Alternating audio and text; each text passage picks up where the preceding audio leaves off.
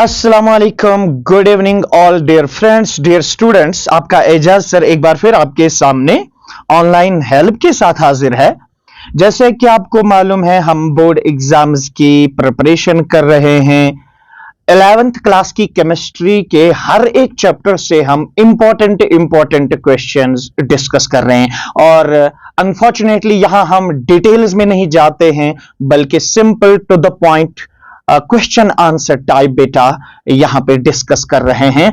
और आज का जो हमारा लेक्चर है ये वन शॉट लेक्चर होगा, जिसमें 11th क्लास की chemistry chapter number 3 periodic classification and periodic property जो है, वहां से क्या इंपॉर्टेंट क्वेश्चंस हैं वो हम आज डिस्कस कर रहे हैं। कंप्लीट चैप्टर, अगर आप इस चैप्टर को जो मैं यहां पे क्वेश्चंस डिस्कस करूंगा तो आई होप यहां से आपको क्वेश्चंस बन सकते हैं। चलो हम स्टार्ट करते हैं हमारा आज का lecture, periodic properties chapter number 3 of the class 11th chemistry. तो चलो बेटा स्टार्ट करते हैं। अब बिफोर कि मैं बेटा आपको बताऊं कि ये जो चैप्टर है इसमें एक पोर्शन जो आपने 10th में ऑलरेडी पढ़ा है वो है पीरियोडिक क्लासिफिकेशन। उसमें आपने वो डिस्कवरी पार्ट पढ़ा होगा, आपने पढ़ा होगा डॉबर्नियर ट्रेड्स, आपने पढ़ा होगा न्यूलैंड्स लॉ ऑफ ऑक्टेव्स, आपने पढ़ा होगा Mendeleev's periodic table, modern periodic table. वो डिस्कवरी पार्ट है, मुझे उसके साथ कुछ भी नहीं करना है। लेकिन इस चैप्टर से जो सबसे इंपॉर्टेंट क्वेश्चंस आ सकते हैं वो बेटा यहां पे मैंने दे दिए हैं। उसमें से क्वेश्चन नंबर 1 जो होगा वो एटॉमिक रेडियस पे पूछा जा सकता है। जहां कि हमने प्रीवियस ईयर क्वेश्चंस को देखा है ना, तो तकरीबन 50-60% चांसेस, 70% चांसेस है कि इन्हीं 4 टॉपिक से आपको क्वेश्चन पूछे जाएंगे और हम इन्हीं क्वेश्चंस को बेटा यहां पे डिस्कस करने जा रहे हैं। तो हमारा जो सबसे पहला टॉपिक रहेगा वो रहेगा एटॉमिक रेडियस, उसके बाद हम आयोनाइजेशन एनर्जी, उसके बाद इलेक्ट्रॉन एफिनिटी और लास्ट में हम इलेक्ट्रॉन नेगेटिविटी, और उसके बाद छोटे 2 टॉपिक्स और होंगे। तो चलो स्टार्ट करते हैं। पहला हमारा topic that is atomic radius. बेटा अगर हम आपसे कहेंगे एटॉमिक रेडियस क्या होती है तो आप क्या आंसर करेंगे मुझे? देखिए बेटा, अगर फॉर एग्जाम्पल हम एक एटम को कंसिडर करेंगे, एक स्फीयर, ऐसे देखो ये मैंने एक एटम लिया, ठीक है। इस एटम को हमने कंसिडर किया कि atom has a spherical shape, और आपको मालूम है एटम के सेंटर में क्या होता है बेटा? एटम के सेंटर में होता है न्यूक्लियस। चलो मैं यहां पे ये न्यूक्लियस सेंटर में बना रहा हूं। अब देखिए बेटा, ये जो है ना, ये सेंटर वाला पोर्शन ये है आपका न्यूक्लियस, जैसे कि आपको मालूम ही है। और ये जो है ये है, मान लीजिए वैलेंस शेल। ये क्या है बेटा? Suppose that is valence shell. Valence shell किसको कहते हैं? आउटर मोस्ट शेल को। और सपोज करते हैं वैलेंस शेल में ये वैलेंस इलेक्ट्रॉन है। तो आपके सामने मैंने एक एटम की पिक्चर दी। एटम के सेंटर में आपको देखो यहां पे न्यूक्लियस मिल रहा है और आउटर मोस्ट शेल मिल रही है। इस आउटर मोस्ट शेल को वैलेंस शेल कहते हैं और इसमें जो इलेक्ट्रॉन्स है वो है वैलेंस इलेक्ट्रॉन। अब अगर हम ऐसा करते हैं, देखो बच्चा गौर से मेरी बात को समझिएगा, अगर हम न्यूक्लियस के सेंटर से इस आउटर मोस्ट इलेक्ट्रॉन तक डिस्टेंस देखेंगे, न्यूक्लियस के सेंटर से आउटर मोस्ट इलेक्ट्रॉन तक, जो आउटर मोस्ट इलेक्ट्रॉन एटम के वैलेंस शेल में है, लास्ट वाले शेल में है, इस डिस्टेंस को बेटा हम नाम देंगे atomic radius. So what is atomic radius? Simply एक एटम ले लो, एटम के सेंटर में न्यूक्लियस होता है और न्यूक्लियस के अराउंड इलेक्ट्रॉन्स रिवॉल्व करते हैं शेल्स में, और एटम की जो आउटर मोस्ट शेल होती है उसको वैलेंस शेल कहते हैं। किसी भी एटम के न्यूक्लियस के सेंटर से लेकर आउटर मोस्ट इलेक्ट्रॉन, जो कि आउटर मोस्ट शेल है, वहां तक जो डिस्टेंस होगी उसी को हम बेटा एटॉमिक रेडियस कहते हैं। जैसे कि यहां पे हमने आपको लिख के रखा है एटॉमिक रेडियस। एटॉमिक रेडियस क्या होती है अब जरा बताइए? If an atom is considered as a sphere, अगर हम एटम को स्फीयर मान के चलेंगे, क्योंकि एटम की जो शेप होती है दैट इज स्फेरिकल। अगर एटम को स्फीयर मानेंगे then the distance from the centre of nucleus to the outermost shell containing electron called atomic radius. तो अगर हम एटम को क्या मानेंगे बेटा, एटम को मानेंगे स्फीयर और सेंटर में होगा न्यूक्लियस, न्यूक्लियस के सेंटर से लेकर आउटर मोस्ट इलेक्ट्रॉन तक जो कि आउटर मोस्ट शेल में प्रेजेंट होता है, उस डिस्टेंस को हम नाम देते हैं एटॉमिक रेडियस। आई बात समझ में? तो इस जो मैंने पिक्चर बना ली बेटा, मैं फिर से पिक्चर बना लेता हूं, इधर देखिए, मैं फिर से इस पिक्चर को बना लेता हूं ताकि आप अंडरस्टैंड कर पाए।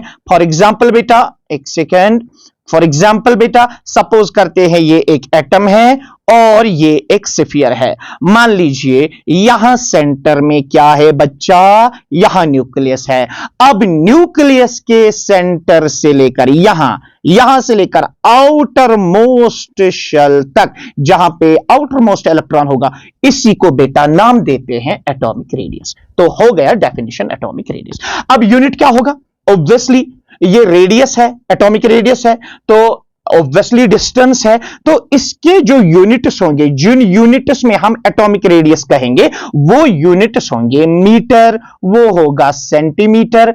लेकिन आपको मालूम है एटम तो बहुत छोटा है, यहां बड़े बड़े यूनिट्स हम यूज नहीं करते हैं, तो हम छोटे छोटे यूनिट्स लाइक हम एंगस्ट्रॉम यूज करेंगे, लाइक हम पिकोमीटर यूज करेंगे। तो मोस्टली जब भी बेटा एटॉमिक रेडियस को एक्सप्रेस करना होता है तो या तो हम एंगस्ट्रॉम में करते हैं या तो पिकोमीटर्स में इसको एक्सप्रेस करते हैं। आई बात समझ में? क्लियर हो गई बात? और आपको मालूम है 1 angstrom is equal to 10 to the power -10 metre और 1 picometre is equal to 10 to the power -12 metre, जैसे कि आपको मालूम है। ठीक है ना? तो रेडियस एक्सप्रेस करनी हो तो या तो एंगस्ट्रॉम में करते हैं या तो पिकोमीटर्स में करते हैं। लेकिन अब मैं एक इंपॉर्टेंट चीज आपको समझाने जा रहा हूं, आई होप आपने ये चीज नोट की होगी। चलो मैं पहले इसको बेटा रब करता हूं। इधर देखिए, अब सपोज करते हैं मेरे पास है, मान लीजिए ये देखिए, ये है एक एटम। सपोज करते हैं ये है एक एटम और मान लीजिए यहां सेंटर में है आपका न्यूक्लियस। आपको मालूम है क्या हम इलेक्ट्रॉन की एग्जैक्ट लोकेशन बता सकते हैं? नो। देखो पहली बात तो यह है कि इलेक्ट्रॉन जो है उसका डबल नेचर है। डबल नेचर का मतलब पार्टिकल कैरेक्टर तो है ही, तो इलेक्ट्रॉन जब मूव करेगा तो इसके साथ भी एसोसिएट वेव होगी। आई बात समझ में? तो हम क्या कहेंगे कि ये जो इलेक्ट्रॉन यहां पे होगा, इधर देखिए बेटा, जो ये इलेक्ट्रॉन होगा जब ये मूव करेगा तो इसके साथ वेव एसोसिएट होगी। ठीक है ना? तो sometimes it is close to the nucleus, sometimes away from the nucleus. एक तो यह बात है जिस वजह से हम एग्जैक्ट वैल्यू नहीं बताएंगे कि आउटर मोस्ट इलेक्ट्रॉन किस पॉइंट पे है, तो हम एब्सोल्यूट वैल्यू रेडियस का नहीं बता सकते। पहली बात तो ये, हीजनबर्ग्स अनसर्टेनिटी प्रिंसिपल में मैंने आपको कहा था इट इज नॉट पॉसिबल कि हम एक इलेक्ट्रॉन की एग्जैक्ट लोकेशन बताएं।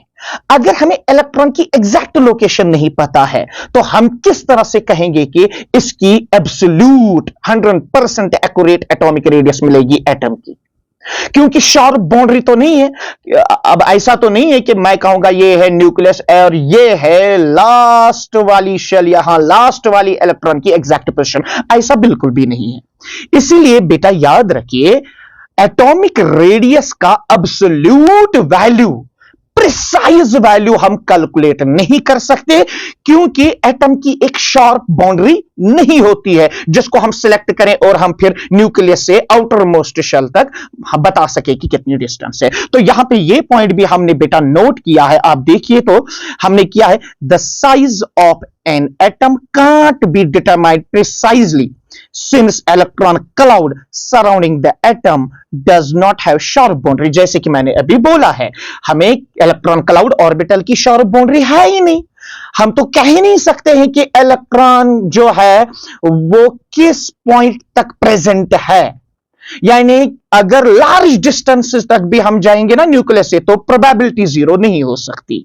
तो शार्प बाउंड्री नहीं है, इसलिए एब्सोल्यूट वैल्यू एटॉमिक रेडियस का हमें नहीं मिल सकता है।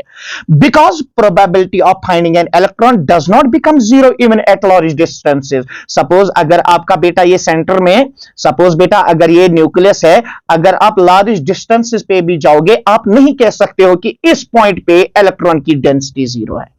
आई बात समझ में? ओके। दूसरा रीजन क्या है कि हम एटॉमिक रेडियस का एब्सोल्यूट वैल्यू क्यों नहीं बता सकते? दूसरा रीजन है हम एक सिंगल एटम को बेटा आइसोलेट नहीं कर सकते। एक कार्बन एटम को, एक नाइट्रोजन एटम को, एक हाइड्रोजन एटम को, एक सिंगल आइसोलेटेड एटम को निकालकर कोई मशीन लगा के हम तो देख नहीं ना सकते हैं कि कितनी एटॉमिक रेडियस है। इट इज वेरी डिफिकल्ट कि हम किसी एक सिंगल एटम को आइसोलेट करें और फिर उसकी एग्जैक्ट रेडियस डिटरमाइन करें। यह भी बेटा पॉसिबल नहीं है। जैसे कि मैंने पॉइंट नंबर 2 में लिखा है, it is not possible to isolate a single atom for the purpose of its radius। तो जल्दी से मेरे साथ आइए, what is atomic radius? The distance from the center of nucleus up to outermost shell containing the outermost valence electron। okay? दूसरी बात हमने आपसे की कि absolute value atomic radius का हमें नहीं मिल सकता है। हम नहीं बता सकते कि एक एटम की precise radius क्या है, क्योंकि एटम की sharp boundary नहीं होती है। ऑर्बिटल की जिसमें इलेक्ट्रॉन होता है, ऑर्बिटल की sharp boundary नहीं होती है। हम नहीं बता सकते हैं कि किस पॉइंट तक इलेक्ट्रॉन है और कहां जीरो है। इवन लार्ज डिस्टेंसेस तक भी हम नहीं कह सकते कि प्रोबेबिलिटी जीरो है। और एक बात मैंने ये आपको समझाई कि एटॉमिक रेडियस जो होती है मेरा बच्चा, एटॉमिक रेडियस जो होती है वो हम एक सिंगल एटम को आइसोलेट करके नहीं निकाल सकते, क्योंकि एक सिंगल एटम को आइसोलेट करेंगे वो काफी डिफिकल्ट है। आई बात समझ में? चलो हम आगे बढ़ते हैं। उसके बाद हमारा जो टॉपिक रहेगा मेरा बच्चा, that will B covalent radius. देखिए बेटा, मैंने कहा एक सिंगल आइसोलेटेड एटम की रेडियस हम नहीं निकाल सकते। आप कहोगे सर मेरे पास एक हाइड्रोजन एटम है, हाइड्रोजन एटम, एक एटम को निकालेंगे बाहर, फिर हम इसकी रेडियस डिटरमाइन करें। ऐसी स्कीम बेटा नहीं है। फिर क्या हम करते हैं, हम बॉन्डेड स्टेट में रेडियस निकालते हैं। बॉन्डेड स्टेट का मतलब जैसे एक हाइड्रोजन एटम दूसरे हाइड्रोजन एटम के साथ मिलकर हाइड्रोजन मॉलिक्यूल बना रहा है, और फिर वहां क्या होता है, इलेक्ट्रॉन क्लाउड लोकलाइज हो जाता है, और वहां से हम बॉन्ड लेंथ निकालते हैं, और उसी से फिर बेटा हम क्या निकाल सकते हैं, एटॉमिक रेडियस। आप ऐसे समझ लो, अब ऐसे समझ लो, से फॉर एग्जांपल इधर देखो, ये है एक हाइड्रोजन एटम। बात को समझना, ये है एक हाइड्रोजन एटम और ये हाइड्रोजन एटम का सेंटर है, न्यूक्लियस। और मान लीजिए दूसरा हाइड्रोजन एटम आ रहा है, इसके साथ बॉन्ड बना रहा है, इस तरह से समझ लीजिएगा। ये दूसरा हाइड्रोजन एटम है और यहां पे बेटा दूसरे हाइड्रोजन एटम का न्यूक्लियस है। मैं फिर से कहता हूं, हमने दो हाइड्रोजन एटम्स लिए, ये एक हाइड्रोजन एटम लिया, ये दूसरा हाइड्रोजन एटम लिया, इन्होंने मिलकर बॉन्डिंग बनाई और बना लिया आपका हाइड्रोजन मॉलिक्यूल। तो अब देखिए यहां जो बॉन्ड बन गया है, यहां देखो ऑर्बिटल की ओवरलैपिंग हो गई है कि नहीं, यहां हो गई है ऑर्बिटल की ओवरलैपिंग, तो यहां पे बन गया कोवेलेंट बॉन्ड। अब हम क्या करेंगे बच्चा, गौर कीजिएगा। सबसे पहले मैं ये सिलेक्ट करता हूं, ये देखिए, ये है एक हाइड्रोजन एटम का सेंटर, ठीक है, और यहां से मैं दूसरे हाइड्रोजन एटम का सेंटर लेता हूं, और इन दोनों के बीच के डिस्टेंस को मैं d से रिप्रेजेंट करता हूं। अब मुझे बता, ये जो डिस्टेंस है ये किस किस के बीच में है, जरा मुझे बताइए, ये जो डिस्टेंस है ये किस किस के बीच में है? दो हाइड्रोजन एटम के सेंटर ऑफ न्यूक्लियस के बीच में, न्यूक्लियस के बीच में, एक हाइड्रोजन एटम दूसरा हाइड्रोजन एटम, एक हाइड्रोजन एटम का न्यूक्लियस दूसरे हाइड्रोजन एटम के न्यूक्लियस के बीच में ये डिस्टेंस है। इस डिस्टेंस को हम कहेंगे inter nuclear distance. It is inter nuclear distance. क्या कहेंगे बच्चा, इंटर न्यूक्लियर डिस्टेंस। जैसे यहां पे भी दिखाया गया है, ये देखो, पहले ये देखो, ये एक हाइड्रोजन एटम है, ये दूसरा हाइड्रोजन एटम है, इन्होंने आपस में कोवेलेंट बॉन्ड बना लिया है। अब ये जो देखो सेंटर में यहां जो दिख रहा है, ये एक हाइड्रोजन एटम का न्यूक्लियस, ये दूसरा हाइड्रोजन एटम का न्यूक्लियस, इनके बीच में ये जो डिस्टेंस है ना, इसी को इंटरन्यूक्लियर डिस्टेंस कहते हैं, इंटरन्यूक्लियर डिस्टेंस। अब देखिए, इस इंटरन्यूक्लियर डिस्टेंस का अगर हम हाफ करेंगे, इस इंटरन्यूक्लियर डिस्टेंस का अगर हम बेटा हाफ करेंगे, इधर देखिए, अगर हम इसका यहां से हाफ करेंगे तो इसका जो हाफ पोर्शन है वो हमें बेटा देगा रेडियस। क्या देगा? रेडियस। तो याद रखिए, जब दो एटम आपस में कोवलेंट बॉन्ड बनाएंगे, वहां पे इंटरन्यूक्लियर डिस्टेंस को हाफ कर लो तो आपकी जो वहां रेडियस निकल आएगी उसको कोवलेंट रेडियस हम कहते हैं।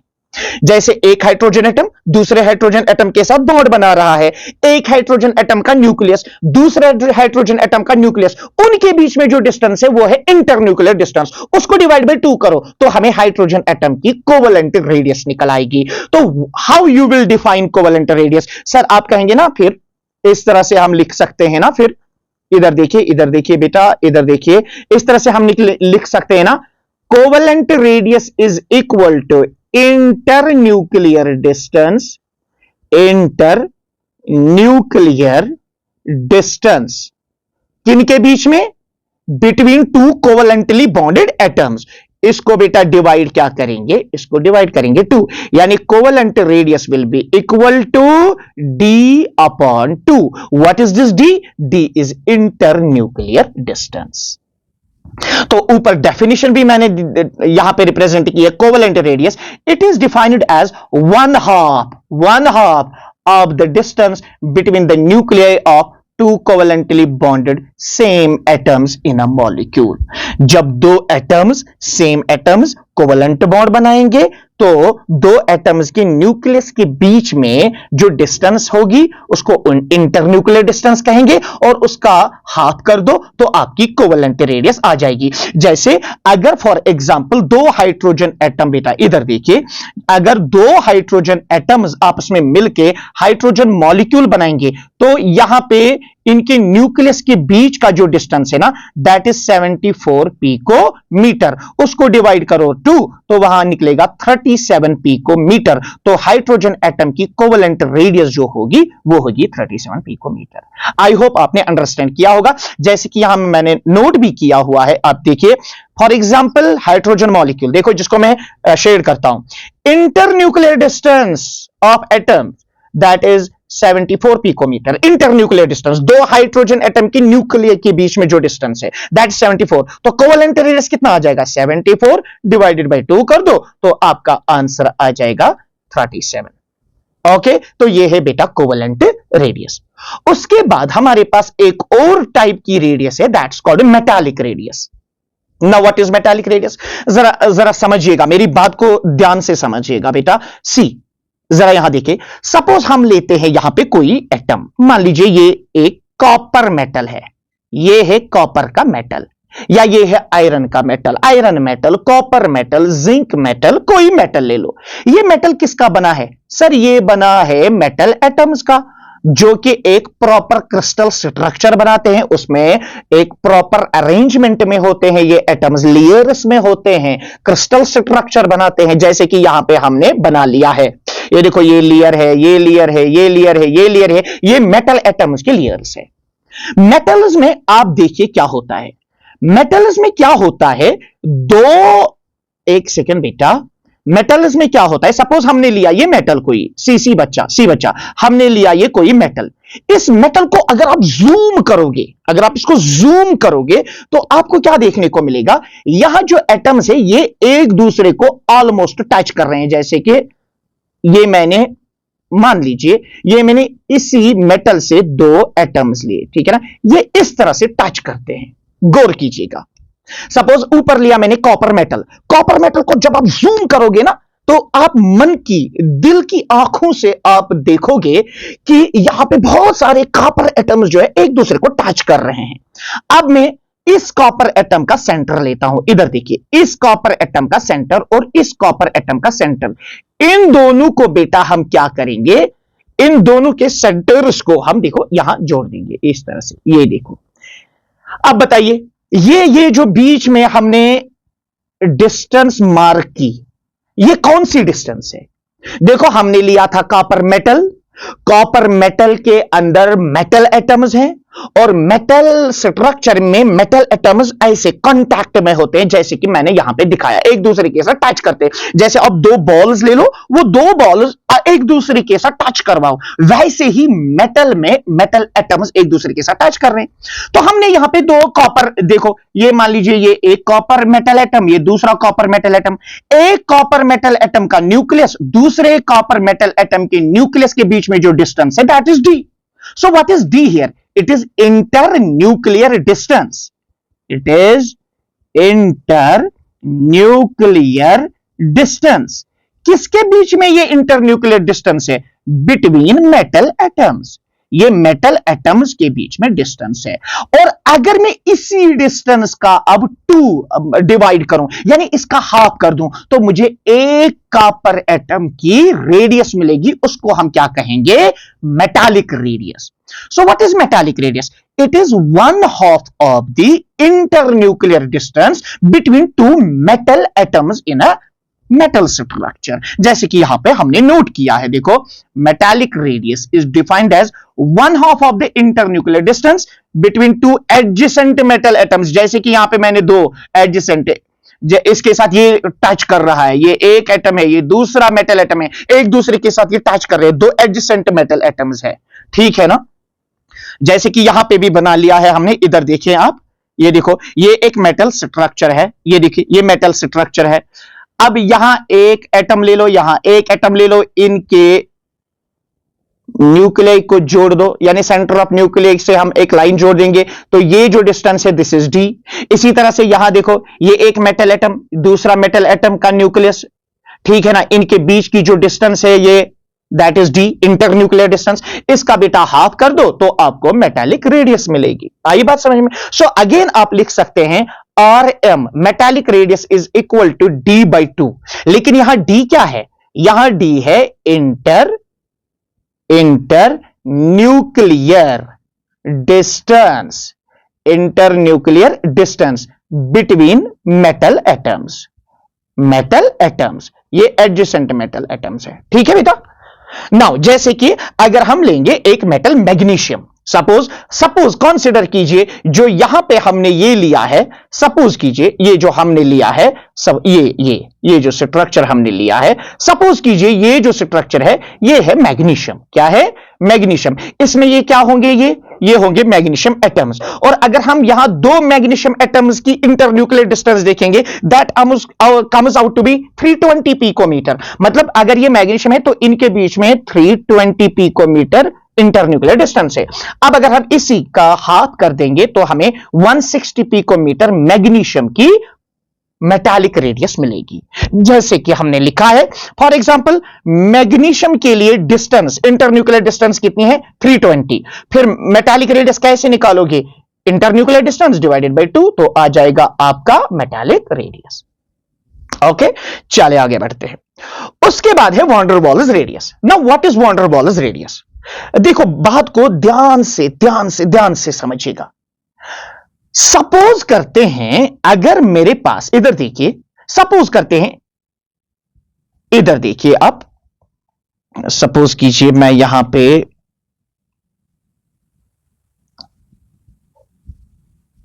सपोज कीजिए ये एक मॉलिक्यूल है, गौर कीजिएगा, वॉन डेर वाल्स रेडियस को समझिएगा। थोड़ा सा कॉम्प्लिकेटेड है लेकिन उतना कॉम्प्लिकेटेड नहीं है कि आप ना समझ पाओ, बड़ा सिंपल है। सपोज ये एक मॉलिक्यूल है, आप समझो ये एक हाइड्रोजन मॉलिक्यूल है, आप समझो ये एक हाइड्रोजन मॉलिक्यूल है। सपोज कीजिए ये एक हाइड्रोजन मॉलिक्यूल है, ठीक है। अब बिल्कुल इसी जैसा एक और हाइड्रोजन मॉलिक्यूल, चलो मैं इसको लेता हूं, इसको कॉपी करता हूं, बिल्कुल यहां पे ये है एक और हाइड्रोजन मॉलिक्यूल। अब देखिए ये एक हाइड्रोजन मॉलिक्यूल है हमारे पास, ये एक हाइड्रोजन मॉलिक्यूल, ये दूसरा हाइड्रोजन मॉलिक्यूल।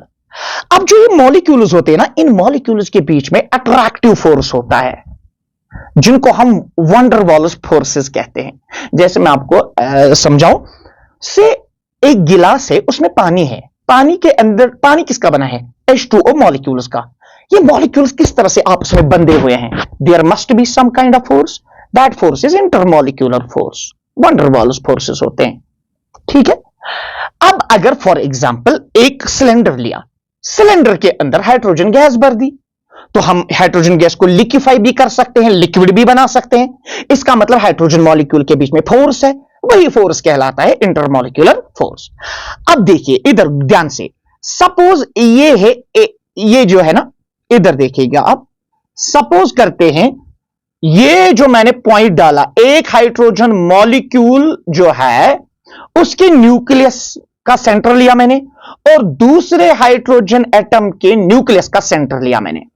फिर हम क्या करेंगे, गौर से बेटा, फिर हम इस डिस्टेंस को यहां पे मार्क करते हैं। जरा मुझे बताओ, ये जो मैंने यहां पे डिस्टेंस ली हुई है ना, ये वाली D, what is this distance? क्या ये दो बॉन्डेड एटम्स के बीच में ये डिस्टेंस है कि दो नॉन बॉन्डेड एटम्स के बीच में? शाबाश शाबाश। क्या ये जो डिस्टेंस ये है ना, मुझे बताइए, ये जो डिस्टेंस है क्या ये इंटर न्यूक्लियर डिस्टेंस है? सर बिल्कुल इंटर न्यूक्लियर, दो न्यूक्लियर के बीच में है। मगर क्या ये inter nuclear distance bonded atoms के बीच में है कि नॉन बॉन्डेड? आप तो खुद से कहेंगे सर एक मॉलिक्यूल तो अलग है, दूसरा मॉलिक्यूल अलग है, अब इन मॉलिक्यूल्स के बीच में तो फोर्स है, लेकिन आपने जो डिस्टेंस मार्क की ये नॉन बॉन्डेड एटम्स के बीच में है, ठीक है ना। इस डिस्टेंस को आप क्या नाम दोगे? शाबाश, ये होती है inter nuclear distance between non bonded atoms, between non bonded atoms. इससे पहले जब हमने कोवलेंट रेडियस पढ़ी, वहां बॉन्डेड एटम्स के बीच में इंटरन्यूक्लियर डिस्टेंस, लेकिन यहां पे हमने नॉन बॉन्डेड एटम्स के बीच का ये वाला डिस्टेंस लिया, ठीक है ना। That is D. अब अगर आप इसी डी का हाफ कर दोगे तो यहां जो रेडियस निकल आएगी उसको हम कहते हैं वैन डर वाल्स रेडियस। तो कैसे डिफाइन करोगे van der Waals radius? It is defined as 1/2 distance between two nuclei of two identical non-bonded isolated atoms। यानी आप ऐसे लिख सकते हो RV van der Waals radius it is equal to, शाबाश, internuclear distance between two non-bonded atoms divided by 2। तो जो D है आप लिख सकते हो it is internuclear distance between non bonded atoms. ठीक है बच्चा, नॉन बॉन्डेड एटम्स। आई बात समझ में?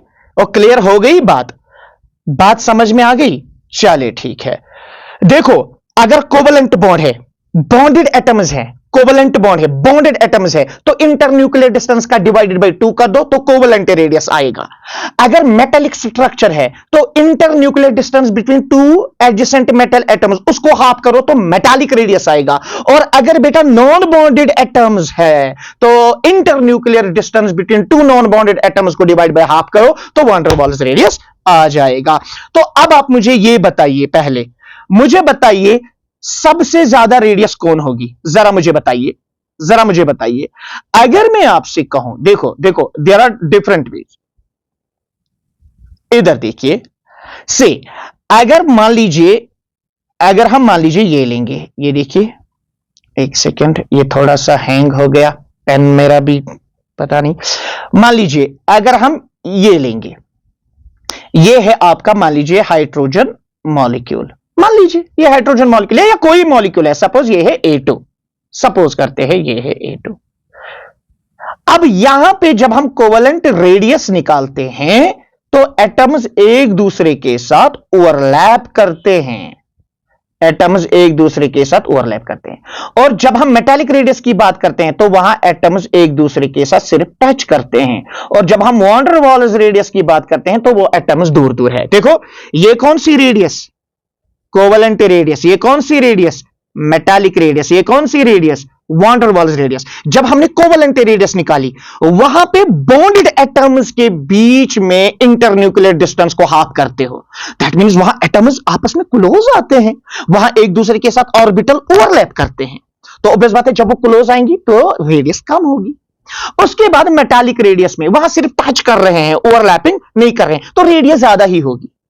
और अगर वॉन्डर वॉल्स की बात कीजिए वहां तो एटम बहुत दूर है, तो हमें समझ में आया सबसे ज्यादा होगी कौन सी रेडियस, वॉन्डर वॉल्स रेडियस, उसके बाद मेटालिक रेडियस, उसके बाद कोवेलेंट रेडियस। है बस है। अरे ये सिंपल सी बात है, सपोज ये मेरे दो हाथ है, दो एटम्स है, अगर ये एक दूसरे के साथ इस तरह से ओवरलैप कर गए तो साइज कम हो जाएगा ना, रेडियस कम आएगी।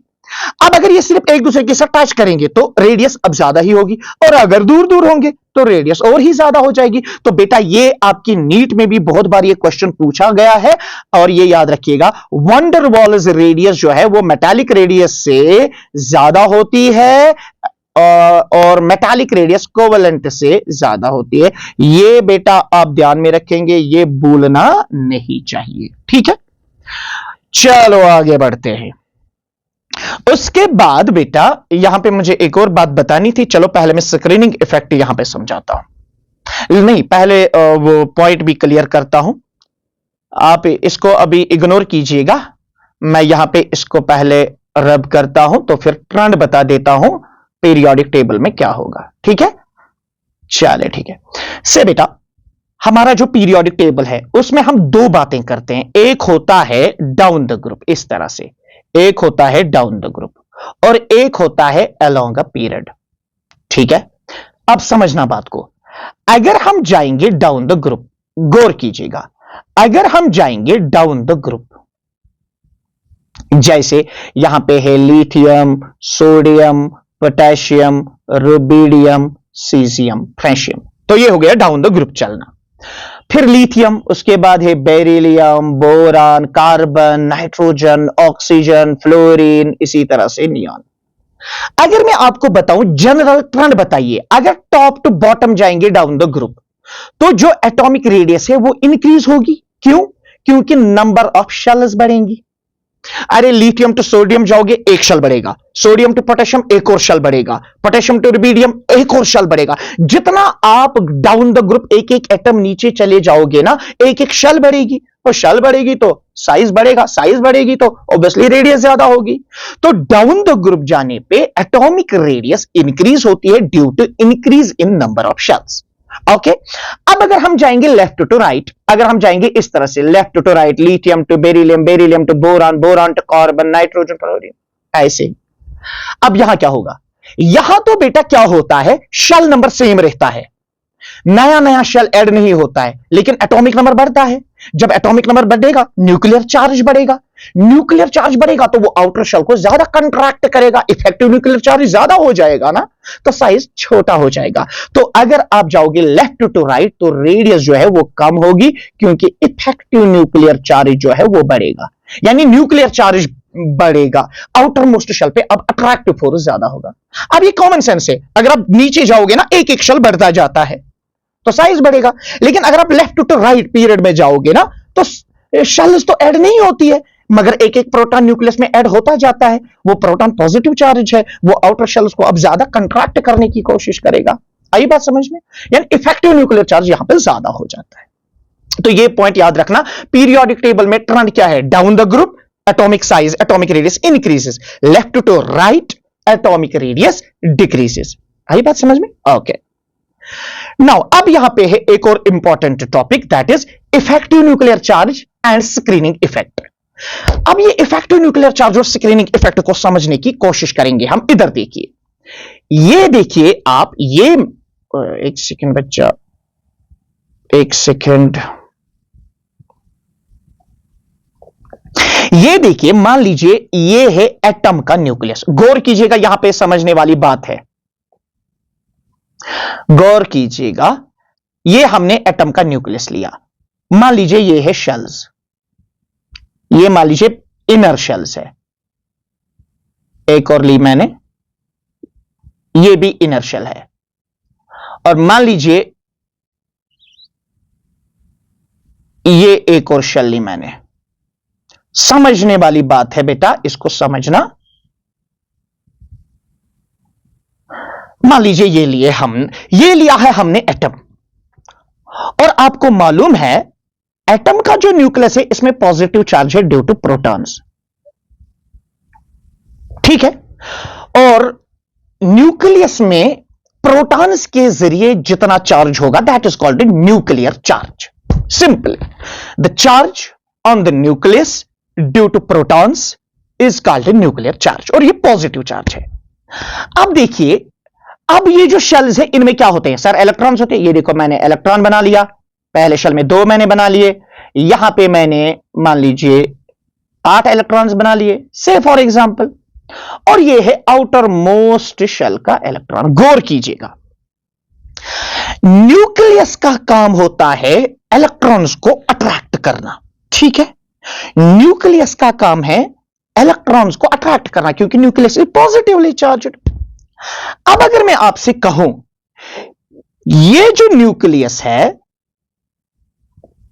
ये इस इलेक्ट्रॉन को भी, जो पहले वाले शेल के इलेक्ट्रॉन है, इसको भी अट्रैक्ट करेगा, ये दूसरे वाले शेल्स में जो इलेक्ट्रॉन्स है उनको भी अट्रैक्ट करेगा, और जो लास्ट शेल में इलेक्ट्रॉन्स होते हैं उनको भी अट्रैक्ट करेगा, ठीक है ना? लेकिन जो ये लास्ट वाला इलेक्ट्रॉन होता है ना मेरा बच्चा, ये जो लास्ट वाला इलेक्ट्रॉन है उस पे इतना फोर्स नहीं पड़ेगा जितना पड़ना चाहिए था। सपोज मैं चाहता हूं कि न्यूक्लियर चार्ज इज 10 यूनिट, जो आउटर मोस्ट इलेक्ट्रॉन है क्या इस पे 10 यूनिट फोर्स पड़ेगा? नो। क्यों? क्योंकि जो ये इनर शेल के इलेक्ट्रॉन्स है ना, ये आउटर इलेक्ट्रॉन को रिपल करता है, यानी यहां इलेक्ट्रॉन इलेक्ट्रॉन रिपल्शन होती है आउटर मोस्ट शेल वाले इलेक्ट्रॉन में, और जो इनर शेल्स में जो इलेक्ट्रॉन्स होते हैं उनके बीच में रिपल्शन होती है। उस रिपल्शन की वजह से आउटर मोस्ट इलेक्ट्रॉन पे फोर्स थोड़ा डिक्रीज होता है। आई बात समझ में? मतलब अगर 10 यूनिट पड़ना चाहिए वहां सिर्फ 8 ही यूनिट पड़ेगा। अब जो आउटर मोस्ट इलेक्ट्रॉन पे नेट अट्रैक्टिव फोर्स पड़ेगा that is called as effective nuclear charge. Effective nuclear charge, the actual force experienced by the outermost electrons, ठीक है ना? net force that's called as the effective nuclear charge। इसको हम Z effective भी कहते हैं। लेकिन इनर शेल के जो इलेक्ट्रॉन्स है ना, रिपल्शन की वजह से उन्होंने आउटर इलेक्ट्रॉन पे फोर्स डिक्रीज किया। ये जो फोर्स कम हो रहा है ना आउटर मोस्ट इलेक्ट्रॉन पे, इसको शील्डिंग इफेक्ट या स्क्रीनिंग इफेक्ट कहते हैं। ये पर्दे का काम कर रहे हैं, ठीक है ना? जब तक अंदर इलेक्ट्रॉन ज्यादा होते हैं ना पर्दा पड़ जाता है, और जब पर्दा बीच में आ गया ना तो अट्रैक्शन कम हो जाता है, ठीक है ना? तो इसका मतलब ये है एटम सेंटर में न्यूक्लियस, फिर इनर शेल्स, फिर outer shell, valence shell. Inner shell में भी इलेक्ट्रॉन, आउटर शेल में भी इलेक्ट्रॉन। इनर शेल के इलेक्ट्रॉन आउटर शेल के इलेक्ट्रॉन्स को रिपल करते हैं, जिसकी वजह से आउटर शेल के इलेक्ट्रॉन पे अट्रैक्टिव फोर्स कम हो जाता है, उसको शील्डिंग इफेक्ट कहते हैं। आई बात समझ में? और क्लियर हो गई ना बात? Okay done. तो यहां पे मैंने नोट किया हुआ है इन मल्टी इलेक्ट्रॉन एटम, ऑब्वियसली यानी एक ऐसा एटम जिसमें बहुत सारे इलेक्ट्रॉन्स हो, उसी में तो ये लग जाएगा ना, अगर एक ही इलेक्ट्रॉन होगा तो काहे को। In multi-electron atom, electrons of valence shell, outermost shell, are attracted towards the nucleus due to positive charge in the nucleus। यानी in multi-electron atom, एक ऐसा एटम जिसमें बहुत सारे इलेक्ट्रॉन्स होंगे, the electrons of the valence shell में last shell में जो इलेक्ट्रॉन्स होते हैं are attracted towards nucleus, वो न्यूक्लियस की तरफ अट्रैक्ट हो रहे हैं। क्यों? Due to positive charge of the nucleus, nucleus में पॉजिटिव चार्ज है due to protons.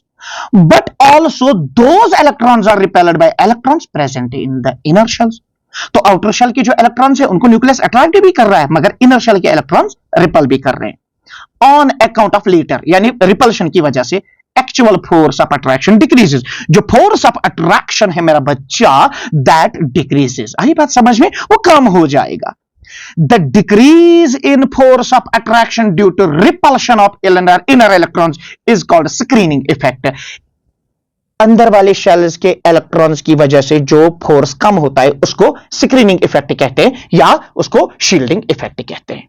Now effective nuclear charge क्या होता है? अब आपको मालूम है इफेक्टिव न्यूक्लियर चार्ज क्या है। सपोज अगर एक्चुअल पढ़ना चाहिए था कितना, 10 यूनिट, मगर पढ़ा कितना, सपोज पढ़ा 8, कम हो गया ना, कितना कम हो गया? 2 यूनिट कम हो गया है।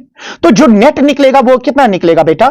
10 माइनस डिक्रीज कितना हो गया? 2, तो 8 यूनिट। सो ये नेट फोर्स है। तो नेट फोर्स को कैसे निकालते हैं? Effective nuclear charge it is actual nuclear charge. Actual यानी एटॉमिक नंबर क्या है, टोटल नंबर ऑफ प्रोटॉन्स की वजह से चार्ज कितना है, माइनस शील्डिंग इफेक्ट क्योंकि शील्डिंग इफेक्ट से फोर्स कम हो रहा है। तो इसको हम ऐसे लिखते हैं Z star equal to Z minus sigma. ये Z स्टार जो है ना, इसको हम कहते हैं इफेक्टिव न्यूक्लियर चार्ज, और ये जो Z है ना, ये होता है आपका एटॉमिक नंबर, और जो सिग्मा है इसको कहते हैं स्क्रीनिंग कांस्टेंट। यानी ये हमें बता रहा है कि फोर्स कितना रिड्यूस हो जाएगा आउटर मोस्ट इलेक्ट्रॉन पे। इसके लिए बहुत सारे रूल्स है, स्लैटर्स रूल्स, जिससे ये वैल्यू निकाली जाती है, लेकिन हमें उसमें अभी नहीं पढ़ना है। ठीक है, और क्लियर हो गई बात। अब सवाल है कि शील्डिंग इफेक्ट कौन करेगा। आपको मालूम है, सपोज हमारे पास है यहां पे, ये देखो सेंटर में है आपका न्यूक्लियस, फिर शेल्स है, एस ऑर्बिटल भी होता है, पी ऑर्बिटल भी, डी और एफ। सबसे क्लोज न्यूक्लियस के कौन होता है? सपोज अगर एक ही शेल है, मान लीजिए थर्ड शेल में एस ऑर्बिटल भी है, पी ऑर्बिटल भी है, डी ऑर्बिटल भी है, एफ ऑर्बिटल भी है। सबसे ज्यादा जो है कौन शील्ड करेगा? इट इज एस, उसके बाद पी, उसके बाद डी, उसके बाद एफ। जो डी और एफ होते हैं ना, उसके ऑर्बिटल डिफ्यूज्ड होते हैं, वो कंपैक्ट नहीं होते, वो डिफ्यूज्ड होते हैं, जिसकी वजह से बेटा ये परफेक्टली शील्ड नहीं कर पाते हैं। लेकिन जो एस और पी है वो कंपैक्ट ऑर्बिटल होते हैं, वो शील्ड ज्यादा करते हैं। तो जो शील्डिंग इफेक्ट का जो ऑर्डर रहेगा, that will B S P D F. S nucleus के ज्यादा क्लोज होता है, पी न्यूक्लियस के ज्यादा क्लोज होता है और कंपैक्ट होते हैं। ये न्यूक्लियस से आने वाला जो फोर्स होता है, अट्रैक्टिव फोर्स, वो आउटर पे थोड़ा सा शील्ड करता है। ठीक है ना। और डी और एफ जो है ना, वो डिफ्यूज्ड होते हैं, वो ज्यादा बेटा रिपल्शन नहीं कर पाते। नाउ उसके बाद हमारा टॉपिक है आयोनाइजेशन एनर्जी। बड़ा सिंपल सा टॉपिक है, समझ लीजिएगा, इंपॉर्टेंट क्वेश्चन है, पूछा जाता है। मान लीजिए हमने लिया यहां पे एक एटम, गौर कीजिएगा मेरा बच्चा, ये एटम, और ये सेंटर है, और यहां लीजिए आउटर मोस्ट शेल में इलेक्ट्रॉन। मगर मान लीजिए ये हमने लिया isolated gaseous atom, isolated gaseous atom, isolated gaseous atom. देखो हमें एक सिंगल एटम यहां पे इमेजिन करना है, single atom. Single atom gaseous state में ही होगा, सॉलिड में तो होगा ही नहीं, लिक्विड में तो नहीं होगा, तो सिंगल एटम गैसियस स्टेट में होता है। तो हमने लिया आइसोलेटेड गैसियस एटम, एक सिंगल एटम, एक सोडियम एटम, एक कार्बन एटम, एक नाइट्रोजन एटम, एक लिथियम एटम, एक potassium atom, single atom gaseous state में। ये जो आउटर मोस्ट इलेक्ट्रॉन है ना बच्चा, यहां पे जो आउटर मोस्ट इलेक्ट्रॉन है, मैं इस आउटर मोस्ट इलेक्ट्रॉन को रिमूव करना चाहता हूं, ये वाला। This is the outermost electron, और आउटर मोस्ट लूजली बाउंड होता है क्योंकि न्यूक्लियस के दूर होता है। अब इस आउटर मोस्ट इलेक्ट्रॉन को मुझे रिमूव करना है। क्या करना है बेटा? रिमूव करना है। इसके लिए वर्क लगेगा, है कि नहीं? वर्क करने के लिए एनर्जी चाहिए, तो इस आउटर मोस्ट इलेक्ट्रॉन को निकालने के लिए हमें एनर्जी चाहिए। कितनी एनर्जी लगेगी ताकि आप एक आइसोलेटेड गैसियस एटम से मोस्ट लूजली बॉन्डेड इलेक्ट्रॉन बाहर निकालेंगे? उसको कहते हैं आयोनाइजेशन एनर्जी।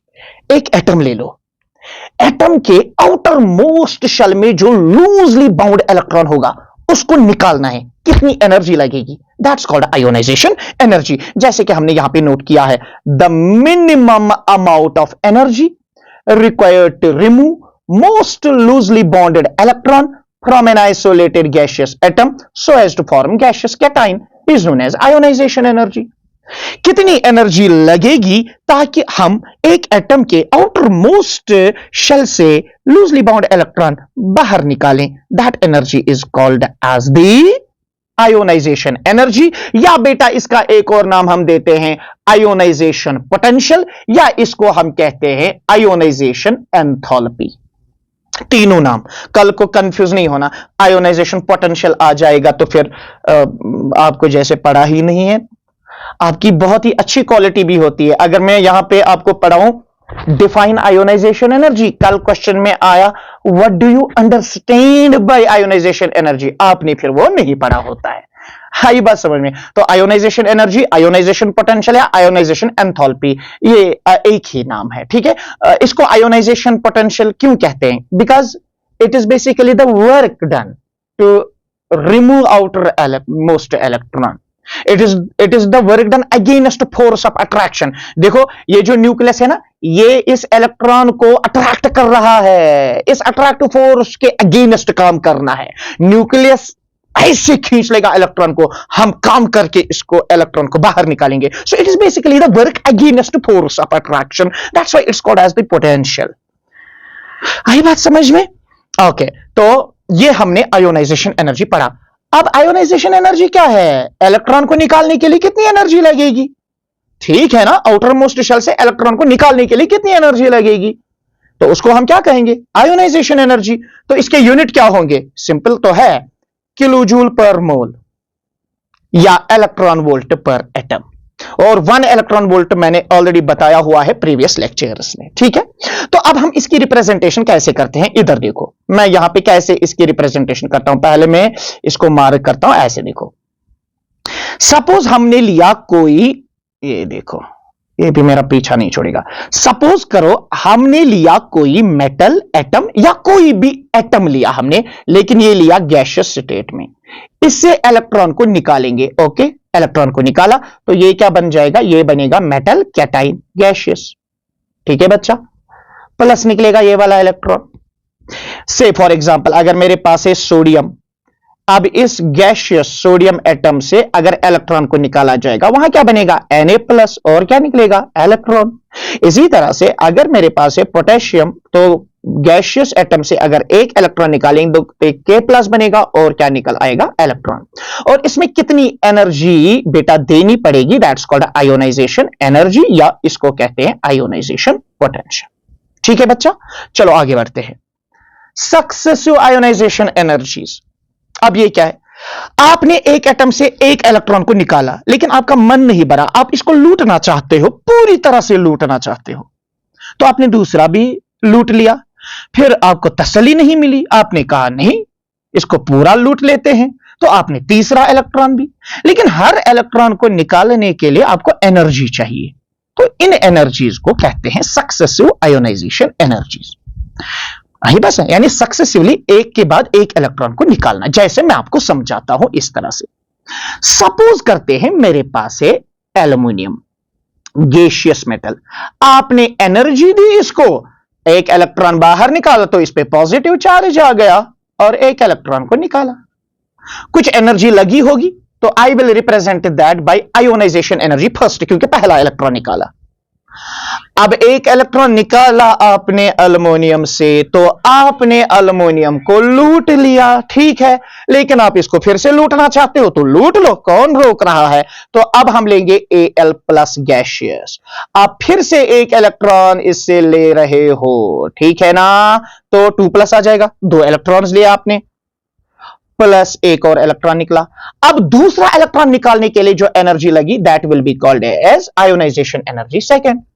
उसके बाद आपका मन नहीं भरा, आपने और लूटने की कोशिश की, तो Al2+ से एक और इलेक्ट्रॉन आपने निकालना चाहा, तो क्या बन गया? Al3+ गैसियस, ठीक है ना, और एक इलेक्ट्रॉन। और इसके लिए तीसरा इलेक्ट्रॉन निकालने के लिए जो आपको एनर्जी लगी, that's called ionisation energy third. अब अगर आप इसको ओवरऑल देखोगे, आपने कांड क्या किया? सर कांड ये किया हमने, हमारे पास था एल्युमिनियम गैसियस एक एटम, हमने 3 इलेक्ट्रॉन निकाल के 3+ बना लिया उसको और 3 इलेक्ट्रॉन्स निकाले। ठीक है, आप कैंसिल करेंगे इन 3 इक्वेशंस में से फाइनल यही निकलेगी। ओके, अब मुझे बताओ कौन सा इलेक्ट्रॉन निकालना डिफिकल्ट हुआ होगा आपको? जरा मुझे कमेंट बॉक्स में बताइए, कौन सा इलेक्ट्रॉन डिफिकल्ट है निकालना?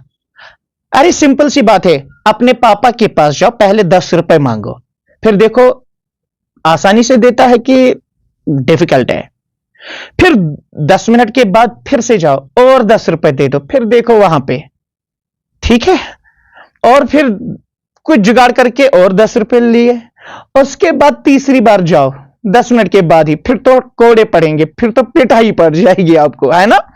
मतलब एक बारी इलेक्ट्रॉन लिया तो कोई मसला नहीं, ले लो भाई, लेकिन दूसरा क्यों ले रहे हो, तीसरा? आई मीन टू से पहला इलेक्ट्रॉन निकालना आसान है, फिर दूसरा और ज्यादा डिफिकल्ट, फिर तीसरा और ज्यादा डिफिकल्ट। क्यों? क्योंकि एक इलेक्ट्रॉन जब आपने निकाला तो उस पर ऑलरेडी पॉजिटिव चार्ज आ गया, तो पॉजिटिव चार्ज को अट्रैक्शन होती है, वो इलेक्ट्रॉन का भूखा होता है, इलेक्ट्रॉन चाहिए। आप तो बोल रहे हो इन टर्म कि आप ही वापस दे दो, ठीक है।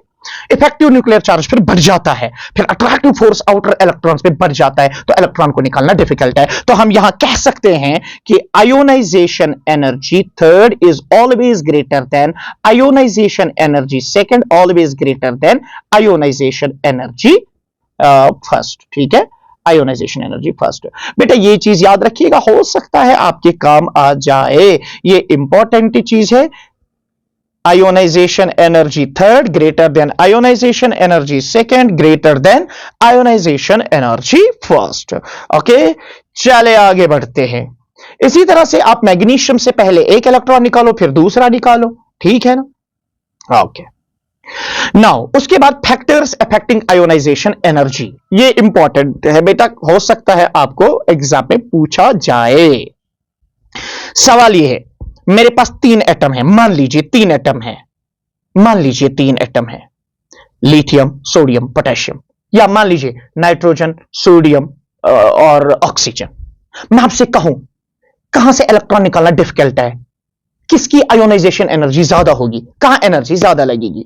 ऑब्वियसली हमें पहले फैक्टर्स पता होने चाहिए, तो किन फैक्टर्स पे डिपेंड करता है। तो जो हमारा पहला ही फैक्टर है जिस पे बेटा डिपेंड करती है आयोनाइजेशन एनर्जी, दैट इज बेटा पहला नंबर ऑफ शेल, ठीक है। नंबर ऑफ शेल सिंपल है। अरे भाई इधर देखो, सपोज ये एक एटम है, इसमें एक ही शेल है, ये दूसरा एटम है, इसमें 2 शेल्स है। अब इसमें भी सोचने वाली बात क्या है, मान लीजिए यहां पर भी इलेक्ट्रॉन है, यहां पर भी इलेक्ट्रॉन है।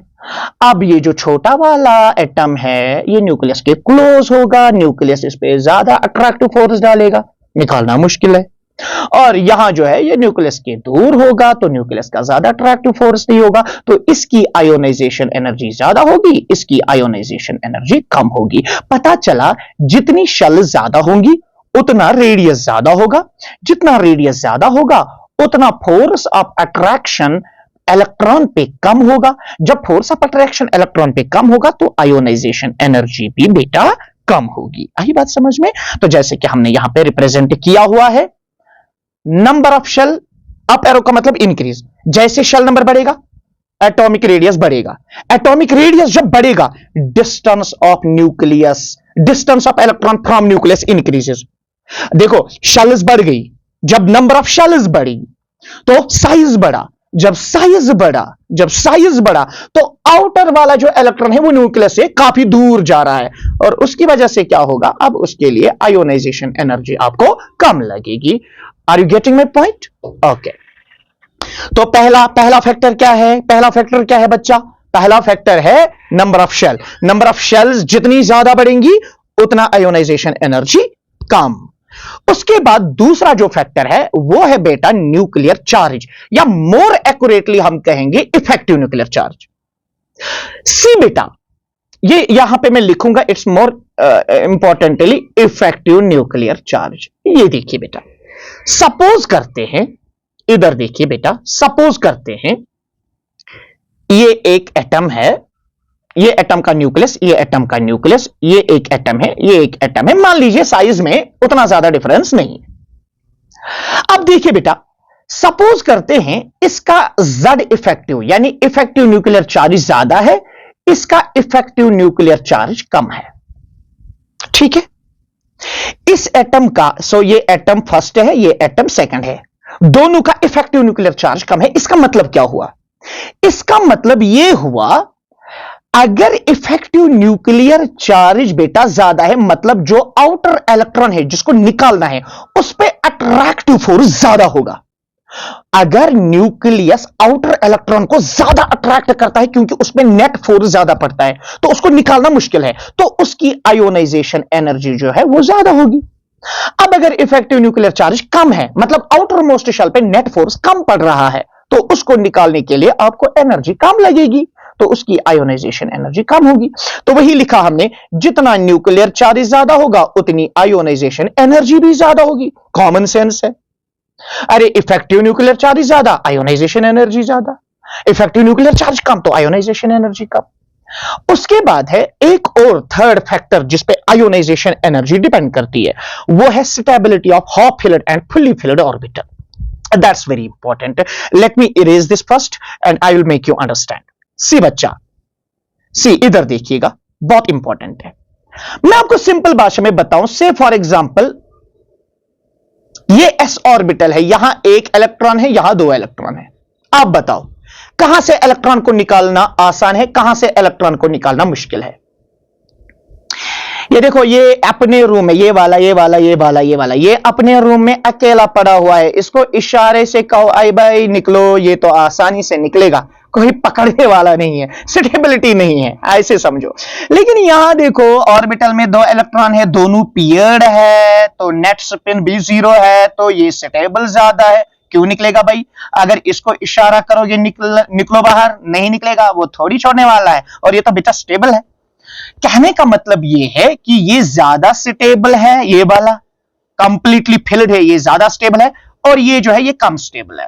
तो इसकी जो आयोनाइजेशन एनर्जी है वो कम होगी, इसकी आयोनाइजेशन एनर्जी ज्यादा होगी। इसकी आयोनाइजेशन एनर्जी ज्यादा होगी। आई होप आपको बातें समझ में आ रही होंगी। अच्छा, मैं एक और केस बता रहा हूं, इधर देखिए, मैं एक और केस बता रहा हूं। सपोज करते हैं मेरे पास ये वाला केस है, ये देखो, सपोज करते हैं इसमें 2 इलेक्ट्रॉन्स हैं और इसमें 3 इलेक्ट्रॉन्स हैं। ये जो है ये वाला ये देखो, जो ये वाला केस है, ये वाला जिसको मैंने रब किया, इसमें एक ऑर्बिटल अभी वैकेंट है, ये कंप्लीटली फिल्ड नहीं है, तो ये लेस स्टेबल है। लेकिन इसको देखो, ये वाला जो केस हमने बताया आपको, ये वाला जो केस हमने बताया, इसमें 3 ऑर्बिटल्स है, ये पी ऑर्बिटल्स है, p x p y p z, इसमें 3 ऑर्बिटल्स में 3 इलेक्ट्रॉन्स, तो ये पार्शली ये ना कंप्लीटली हाफ फिल्ड है, ये कंप्लीटली हाफ फिल्ड है, ये इनकंप्लीटली फिल्ड है, ये वाला जिसमें 2 ही इलेक्ट्रॉन्स है, ये इनकंप्लीटली फिल्ड। लेकिन ये जो है जिसमें 3 ऑर्बिटल्स में एक इलेक्ट्रॉन है, तो ये कंप्लीटली हाफ फिल्ड है, तो ये मोर स्टेबल होता है, इट इज मोर स्टेबल। और ये जो होता है इट इज लेस स्टेबल। अब अगर यहां से इलेक्ट्रॉन निकालोगे, कहां से? जहां पे 3 ऑर्बिटल्स में 3 जो कंप्लीटली हाफ फिल्ड है, अगर आप निकालोगे ना तो इसकी स्टेबिलिटी बेटा खत्म हो जाएगी, और कोई नहीं चाहता है कि वो स्टेबिलिटी से अनस्टेबिलिटी की तरह जाए। इसका मतलब इस वाले सिस्टम से इलेक्ट्रॉन को निकालना मुश्किल है, इसकी आयोनाइजेशन एनर्जी ज्यादा होगी और इसकी आयोनाइजेशन एनर्जी कम। तो याद रखना, अगर कॉन्फ़िगरेशन कौन सी है, S2, और कौन ही बेटा P3, देखो ये P3 है, ये S2 है, तो ये ज्यादा स्टेबल है। इसी तरह से अगर मान लीजिए ये वाली कॉन्फ़िगरेशन है, यहां देखो 1 2 3 4, यहां देखिए 5, अब ये भी कंप्लीटली हाफ फिल्ड है, 5 ऑर्बिटल्स है ना बेटा? ये देखो 5 ऑर्बिटल, हर एक ऑर्बिटल में एक है, तो ये कंप्लीटली हाफ फिल्ड है, एक्स्ट्रा स्टेबल है as compare to this 1 2 3 4 5। Suppose इसमें 4 ही है, तो अगर हम देखेंगे जो पहला वाला है वो कंप्लीटली हाफ फिल्ड है, हर एक ऑर्बिटल में एक इलेक्ट्रॉन है, तो सिमेट्रिकल है, एक्सचेंज एनर्जी भी ज्यादा होगी। तो जो पहला वाला मैंने केस बना लिया, ये वाला केस, ये वाला जिसको मैं बेटा यहां पे हाईलाइट करूं, जो ये वाला केस है, इस वाले केस में एक्स्ट्रा स्टेबिलिटी होगी, तो यहां इलेक्ट्रॉन को निकालना मुश्किल है।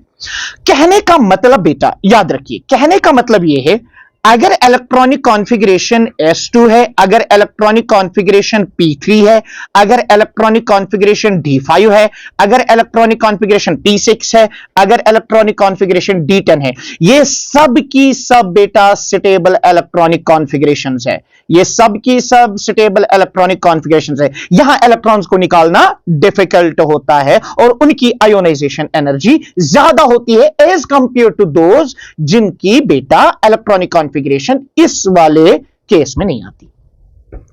Okay, done.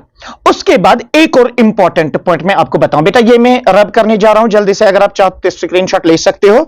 उसके बाद लास्ट है पेनिट्रेटिंग पावर, बस यहां पे मैं समझाऊं तो देखिए, अब है लास्ट वाला जो फैक्टर हमने पढ़ना है, ये वाला पेनिट्रेशन इफेक्ट ऑफ इलेक्ट्रॉन। देखो इसका मतलब क्या है, सपोज करते हैं ये है मान लीजिए कोई शेल, ये है न्यूक्लियस, ये है एटम का न्यूक्लियस, अंदर बहुत सारी शेल्स है, मुझे उनके साथ अभी कुछ नहीं है। मान लीजिए ये एक शेल है, इसमें s ऑर्बिटल भी है, p भी है, d भी है और f भी है। अगर मैं s से इलेक्ट्रॉन्स निकालूं, p से निकालूं, d से निकालूं, तो आसान किसमें है और डिफिकल्ट किसमें है? मैंने अभी बोला अगर शेल सेम है, एक ही शेल है, मान लीजिए थर्ड शेल, मान लीजिए फोर्थ शेल, एक ही शेल में अगर एस बी, पी बी, डी बी और एफ ऑर्बिटल भी है, तो पेनिट्रेटिंग पावर एस का ज्यादा होता है, पी से पी का ज्यादा होता है, डी से डी का ज्यादा होता है एफ से। मतलब एस जो है ना वो न्यूक्लियस के क्लोजर होता है। तो अगर न्यूक्लियस के क्लोजर होता है एस ऑर्बिटल, तो जो एस ऑर्बिटल में इलेक्ट्रॉन होगा उसको निकालना डिफिकल्ट है। तो यहां पे आप याद रखिएगा within the same shell, यानी एक ही शेल में more closely the orbital harder to extract electron. Within the same shell, एक ही शेल में अगर ऑर्बिटल्स अलग अलग हैं, जो ऑर्बिटल न्यूक्लियस के क्लोज होता है वहां से इलेक्ट्रॉन को एक्सट्रैक्ट करना डिफिकल्ट है। और इसका ऑर्डर क्या आएगा? सर ऑर्डर तो आपने बता दिया अभी, that is S greater than P greater than D greater than F. Okay, चलो आगे बढ़ते हैं। उसके बाद क्या हमें पढ़ना है? उसके बाद हमें पढ़ना है ट्रेंड्स इन पीरियोडिक टेबल। क्या पढ़ना है? Trends in periodic table.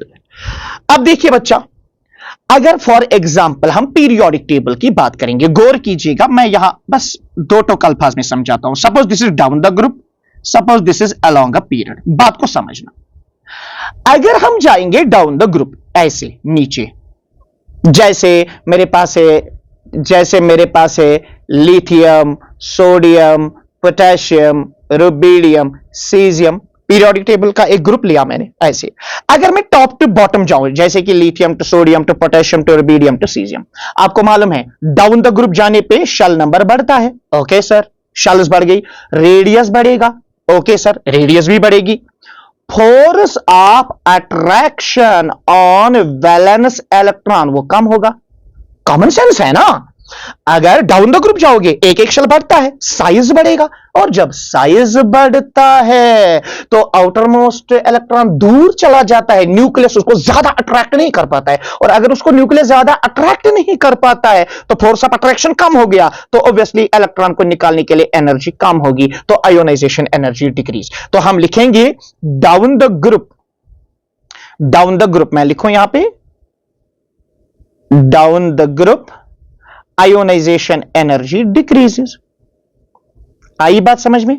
तो अगर आप नीचे जाओगे पीरियोडिक टेबल में डाउन द ग्रुप, तो आयोनाइजेशन एनर्जी कम कम होती जाएगी। लेकिन अगर आप जाओगे टॉप ऐसे लेफ्ट टू राइट, एक पीरियड में जाओगे लेफ्ट टू राइट, तो क्या होगा? सर एन तो सेम रहेगा, हां बिल्कुल सेम रहेगा, लेकिन एटॉमिक नंबर बढ़ेगा। बिल्कुल, प्रोटॉन्स न्यूक्लियस में बढ़ेंगे। अरे एटॉमिक नंबर जब बढ़ेगा तो प्रोटॉन ज्यादा हो रहे हैं ना न्यूक्लियस में, उसकी वजह से क्या होगा? इफेक्टिव न्यूक्लियर चार्ज बढ़ेगा। सर वो क्या होता है? आउटर मोस्ट शेल पे अट्रैक्टिव फोर्स बढ़ेगा, उसकी वजह से क्या होगा? उसकी वजह से आयोनाइजेशन एनर्जी ज्यादा होगी। यानी जितना आप लेफ्ट टू राइट जाओगे ना, इलेक्ट्रॉन को निकालना डिफिकल्ट है, लेकिन टॉप टू बॉटम जाने पे इलेक्ट्रॉन को निकालना आसान है।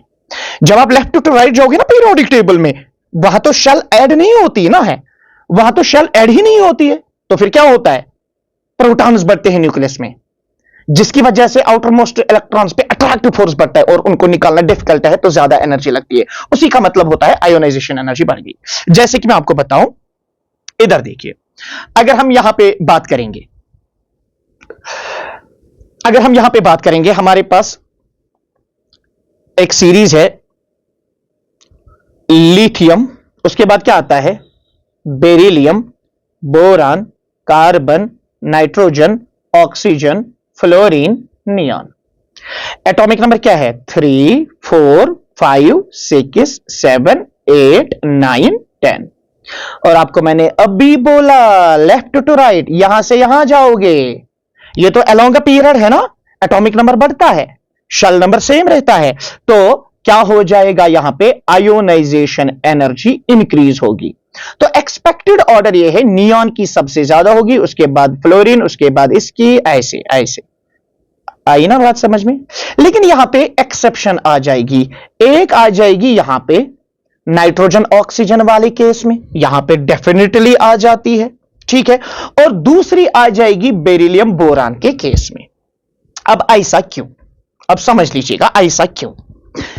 सबसे हाईएस्ट किसकी होगी? नियॉन की। अरे नियॉन तो इसका ऑक्टेट कंप्लीट है, यहां से इलेक्ट्रॉन निकालना बहुत ही डिफिकल्ट है, लेफ्ट टू राइट तो इंक्रीज होती है, तो सबसे ज्यादा नियॉन की ही होगी, उसके बाद फ्लोरीन की होगी, लेकिन उसके बाद होनी चाहिए थी ऑक्सीजन की, लेकिन ऐसा नहीं है, क्योंकि नाइट्रोजन में बेटा P3 कॉन्फ़िगरेशन है, ऑक्सीजन में P4। अब भी बोला अगर P3 कॉन्फ़िगरेशन है वो ज्यादा स्टेबल है, उससे इलेक्ट्रॉन निकालोगे तो बेटा वो अनस्टेबल हो जाएगा, इसीलिए नाइट्रोजन इलेक्ट्रॉन आसानी से नहीं छोड़ेगा।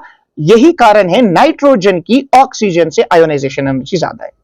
अब अगर आप आओगे बेरिलियम और आ जाओगे बोरान में, बेरिलियम की इलेक्ट्रॉनिक कॉन्फ़िगरेशन 1s2 2s2, तो यहां 2s2 से निकालना है और यहां पे बेटा 2p1 से।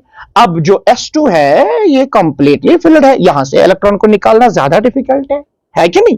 तो ये एक्सेप्शन अंडरस्टूड होती है। तो अगर हम यहां देखेंगे, अब ऑर्डर क्या है बेटा, ये याद ही रखो, ऑर्डर क्या है, सबसे ज्यादा किसकी है? नियॉन की, उसके बाद किसकी? फ्लोरीन की, उसके बाद किसकी? नाइट्रोजन की, उसके बाद किसकी? ऑक्सीजन की, फिर किसकी? कार्बन की, फिर किसकी बेटा? फिर तो बेरिलियम की है, फिर तो बोरान की है, फिर तो बेटा लास्ट में लिथियम की है। यह है आयोनाइजेशन एनर्जी का ट्रेंड अलोंग अ पीरियड, और generally along a period increase होती है। आगे बढ़ते हैं, अब डाउन द ग्रुप। अब आपको पता है, आप जाओगे lithium to sodium, sodium to potassium, potassium to rubidium, rubidium to caesium. आप देखो अगर ये लिथियम एटम है, ये सोडियम एटम होगा, ये पोटेशियम एटम होगा, ये रुबिडियम एटम, यानी बड़ा बड़ा साइज होता जाएगा। तो जितना नीचे जाएंगे हम, एन बढ़ेगा, शेल नंबर बढ़ेगा, रेडियस भी बढ़ेगी। अगर रेडियस इंक्रीज हो रही है, उसे क्या होने वाला है बेटा? आयोनाइजेशन एनर्जी जो है वो डिक्रीज होगी। अब देखो लिथियम को निकालने के लिए 520 एनर्जी यहां पे लगती है, लेकिन उसके बाद सोडियम ए से कम, उसके बाद पोटेशियम और कम, और सीजियम और कम। मतलब जो पहला वाला है, पहला वाला, इसकी आयोनाइजेशन एनर्जी सबसे ज्यादा होगी क्योंकि साइज छोटा है ना। तो down the group ionisation energy decrease होती है। ओके, चलो आगे बढ़ते हैं। उसके बाद है एक और topic, that is electron gain enthalpy. अभी तक मैं पढ़ा रहा था कि हमने इलेक्ट्रॉन को निकालना है। अब देखो हम क्या करने वाले हैं।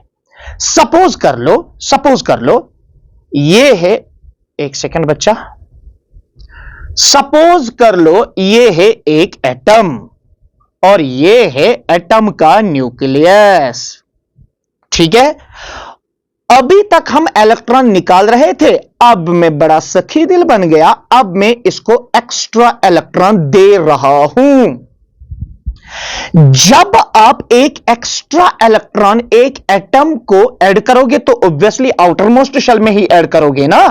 तो जब आप एक एक्स्ट्रा इलेक्ट्रॉन एक आइसोलेटेड गैसियस एटम, एक सिंगल आइसोलेटेड गैसियस एटम लेना है, जब आप एक extra electron isolated gaseous atom को ऐड करोगे तो या एनर्जी बेटा निकलेगी या एनर्जी देनी पड़ेगी। इस एनर्जी चेंज को इलेक्ट्रॉन गेन एंथैल्पी कहते हैं और सिनोनिमसली इसको इलेक्ट्रॉन एफिनिटी भी कहते हैं, लेकिन इन दोनों में डिफरेंस है। इन दोनों में ये एक दूसरे के अपोजिट होती है। अगर एनर्जी निकली तो electron gain enthalpy is negative, लेकिन इलेक्ट्रॉन एफिनिटी इज पॉजिटिव, एक दूसरे के अपोजिट साइन में होती है। बहरहाल ये बोर्ड एग्जाम है, to the point question answer पढ़ रहे हैं तो मैं उसमें नहीं जाऊंगा। जब एक एटम को एक्स्ट्रा इलेक्ट्रॉन दोगे, जब एक एटम को एक्स्ट्रा इलेक्ट्रॉन दोगे तो क्या एनर्जी चेंज आएगी, उसको कहते हैं इलेक्ट्रॉन गेन एंथैल्पी। जैसे कि हमने नोट किया है, यहां देखिए, जैसे कि हमने यहां पे नोट किया है, the enthalpy change का मतलब energy change that takes place when an extra electron is added to neutral gaseous atom to form gaseous anion is known as electron gain enthalpy। कितनी एनर्जी चेंज होगी जब हम एक isolated gaseous atom को एक extra electron add करेंगे, उस energy change को इलेक्ट्रॉन गेन एंथैल्पी कहते हैं। आई बात समझ में? जैसे कि मैंने यहां पे आपको समझाया, जरा मैं फिर से बता देता हूं आपको। देखो बेटा, अगर मान लीजिए हमने लिया कोई एटम, ऐसे समझ लीजिएगा सर, हमने लिया कोई एटम, ओके, मान लीजिए मान लीजिए ये है कोई एटम, ओके फाइन। सर यहां सेंटर में है न्यूक्लियस, ओके फाइन। सर यहां पे एक एक्स्ट्रा इलेक्ट्रॉन आपने दिया, ओके फाइन।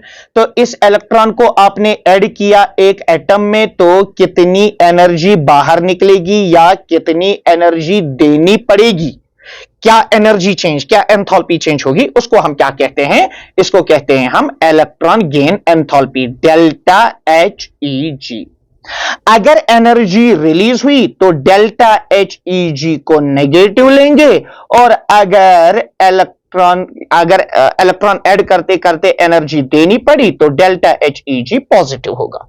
ठीक है, अब इसको कैसे रिप्रेजेंट करेंगे? ऐसे, सपोज एक्स कोई एटम है, गैसियस एटम, इसको हमने इलेक्ट्रॉन ऐड किया, क्या बनाएगा? X minus.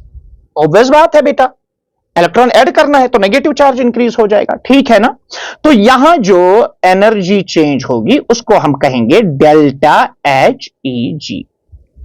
सपोज मेरे पास है Cl, गैसियस एटम, इसको मैं एक इलेक्ट्रॉन देता हूं, ये क्या बनाएगा? ये बनाएगा Cl माइनस गैसियस, और जो यहां इलेक्ट्रॉन गेन एंथैल्पी होगी that will be delta H E G. आई बात समझ में? इसी तरह से हमारे पास है, मान लीजिए फ्लोरीन गैसियस, इसको एक इलेक्ट्रॉन ऐड करेंगे तो ये बनेगा F माइनस गैसियस। ऑब्वियसली यहां जो एनर्जी चेंज होगी that will be delta H E G. Okay, अब मुझे बताओ, इलेक्ट्रॉन ऐड करना एक्सोथर्मिक है कि एंडोथर्मिक? एक्स्ट्रा इलेक्ट्रॉन ऐड करना, एक्स्ट्रा इलेक्ट्रॉन एटम को देना, ये एक्सोथर्मिक है कि एंडोथर्मिक? सर आपने अभी बोला जब एक्स्ट्रा इलेक्ट्रॉन ऐड करते हैं या एनर्जी निकलेगी या एनर्जी देनी पड़ती है। ओके, तो ये एक्सोथर्मिक भी हो सकती है, एंडोथर्मिक भी हो सकती है। ओके, उसके बाद सबसे इंपॉर्टेंट चीज मैं आपको यहां पे समझाता हूं, बस आप फोकस कीजिएगा मेरा बच्चा। सी बेटा, अगर हमने लिया ऑक्सीजन गैसियस एटम, आपने पहला इलेक्ट्रॉन ऐड किया, ये क्या बन गया? O minus. Okay done. और यहां पे मान लीजिए डेल्टा एच ई जी मैंने रिप्रेजेंट किया। देखो बेटा, ऑक्सीजन जो है ना, ऑक्टेट कंप्लीट करने के लिए इसको 2 इलेक्ट्रॉन्स की जरूरत है, यहां से साइज भी छोटा है। ऑक्टेट कंप्लीट करने के लिए इसको 2 इलेक्ट्रॉन की जरूरत है, तो ये इलेक्ट्रॉन को अट्रैक्ट करेगा, इसको इलेक्ट्रॉन के लिए अफेक्शन लव है तो अट्रैक्ट करेगा, इस अट्रैक्शन की वजह से एनर्जी निकलेगी। तो जब आप पहला इलेक्ट्रॉन इसको ऐड करोगे ना, डेल्टा एच ई जी क्या होगा? नेगेटिव, मतलब एनर्जी विल बी रिलीज्ड। तो ये वाला स्टेप क्या होगा? एक्सोथर्मिक। लेकिन आप ये बताओ, अगर O माइनस को बेटा एक और इलेक्ट्रॉन देंगे, क्या ये आसानी से इस इलेक्ट्रॉन को एक्सेप्ट करेगा? देखो पहले ऑक्सीजन एटम, देखो ना, यहां देखो, पहले ऑक्सीजन जो एटम था, पहले जो ऑक्सीजन एटम था वो न्यूट्रल था, आपने इलेक्ट्रॉन ऐड किया, उसने अट्रैक्शन की उस इलेक्ट्रॉन पे और एक्सेप्ट किया। आई बात समझ? लेकिन अब यहां ऑक्सीजन जो है ना, इस पे ऑलरेडी कौन सा चार्ज है? नेगेटिव। और आप यहां से क्या दे रहे हो? नेगेटिव, तो रिपल्शन होगी। क्या होगी? रिपल्शन। उस रिपल्शन की वजह से यहां एनर्जी रिलीज नहीं होगी बल्कि एनर्जी देनी पड़ेगी। तो इसका मतलब जब दूसरा इलेक्ट्रॉन देंगे तो यह बनेगा O2 माइनस गैसियस, तो यहां से एनर्जी बेटा रिलीज नहीं होगी बल्कि एब्जॉर्ब होगी, तो ये एंडोथर्मिक। और अगर फिर तीसरा भी दोगे बेटा, अगर तीसरा भी दोगे तो यहां बनेगा O से, फॉर एग्जांपल यहां बन गया ये O माइनस या O3 माइनस, ऐसे समझेंगे, या यहां इसी स्टेप पे हम इसको खत्म कर सकते हैं। ठीक है, क्योंकि 3 इलेक्ट्रॉन तो ये लेता है, ये ना लेता ही नहीं है, हम 2 पे स्टॉप करते हैं, वो नाइट्रोजन के केस में हम कर सकते हैं। ठीक है, मान लीजिए। अब देखिए बेटा, जब आपने ऑक्सीजन को पहला इलेक्ट्रॉन दिया, बिल्कुल वो एक्सेप्ट कर रहा है, अट्रैक्ट कर रहा है उस इलेक्ट्रॉन को, और एनर्जी रिलीज होती है, जिसकी वजह से इसकी जो इलेक्ट्रॉन गेन एंथैल्पी है वो क्या है? नेगेटिव। लेकिन जब आप दूसरा इलेक्ट्रॉन दे रहे हो, ये वाला ये तो आप already negatively charged oxygen atom को दे रहे हो, वहां रिपल्शन होगी, इसीलिए एनर्जी देनी पड़ेगी। आई बात समझ में? सिमिलरली मैं आपको एक और वही यहां पे रिप्रेजेंटेशन है। अगर आप यहां देखोगे, ऑक्सीजन को आप एक इलेक्ट्रॉन दे दो, पहला वाला इलेक्ट्रॉन दे दो, तो देखो कितनी एनर्जी रिलीज हो रही है, -41 किलो जूल पर मोल, तो ये एक्सोथर्मिक है। लेकिन अब O माइनस को जब आप इलेक्ट्रॉन दे रहे हो ना, तो यहां एनर्जी एब्जॉर्ब होती है। और अगर फिर इसी तरह से 2 इलेक्ट्रॉन्स, ये इन दोनों का नेट रिएक्शन है। ठीक है, अच्छा मैं ऐसे बता देता हूं, एक और समझ लीजिएगा।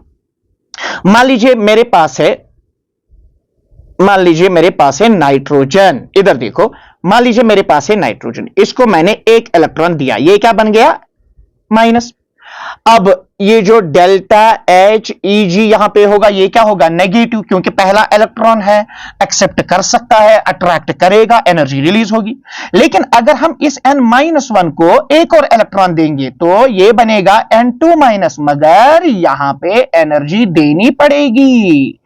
यहां इलेक्ट्रॉन गेन एंथैल्पी पॉजिटिव होगी, यानी देनी पड़ेगी, क्योंकि रिपल्शन होगी ना। ये देखो, इस नेगेटिव चार्ज और इस इलेक्ट्रॉन के नेगेटिव चार्ज के बीच में तो नेगेटिव रिपल्शन होगा। इसी तरह से फिर अगर इस n2- को एक और इलेक्ट्रॉन ऐड करोगे तो n3- बनाओगे, अगेन यहां रिपल्शन होगी, तो इसका डेल्टा एच ई जी जो है वो पॉजिटिव होगा। आई होप ये चीजें अब आपको आ जाएंगी। नाउ उसके बाद क्या है? इलेक्ट्रॉन एफिनिटी किन फैक्टर्स पे डिपेंड करती है? बड़ा सिंपल, देखो ये एक एटम है, एक्स्ट्रा इलेक्ट्रॉन देना है, एक्स्ट्रा इलेक्ट्रॉन देना है, किन फैक्टर्स पे डिपेंड करेगा? पहला जो फैक्टर है जिस पे ये डिपेंड करता है दैट इज एटॉमिक साइज। पहला जो फैक्टर है दैट इज एटॉमिक साइज। अब एटॉमिक साइज से कैसे ये रिलेटेड है समझना बेटा, मैं यहां पे बना दूं। ये एक एटम है, ये छोटा एटम, ये दूसरा एटम है, ये बड़ा एटम।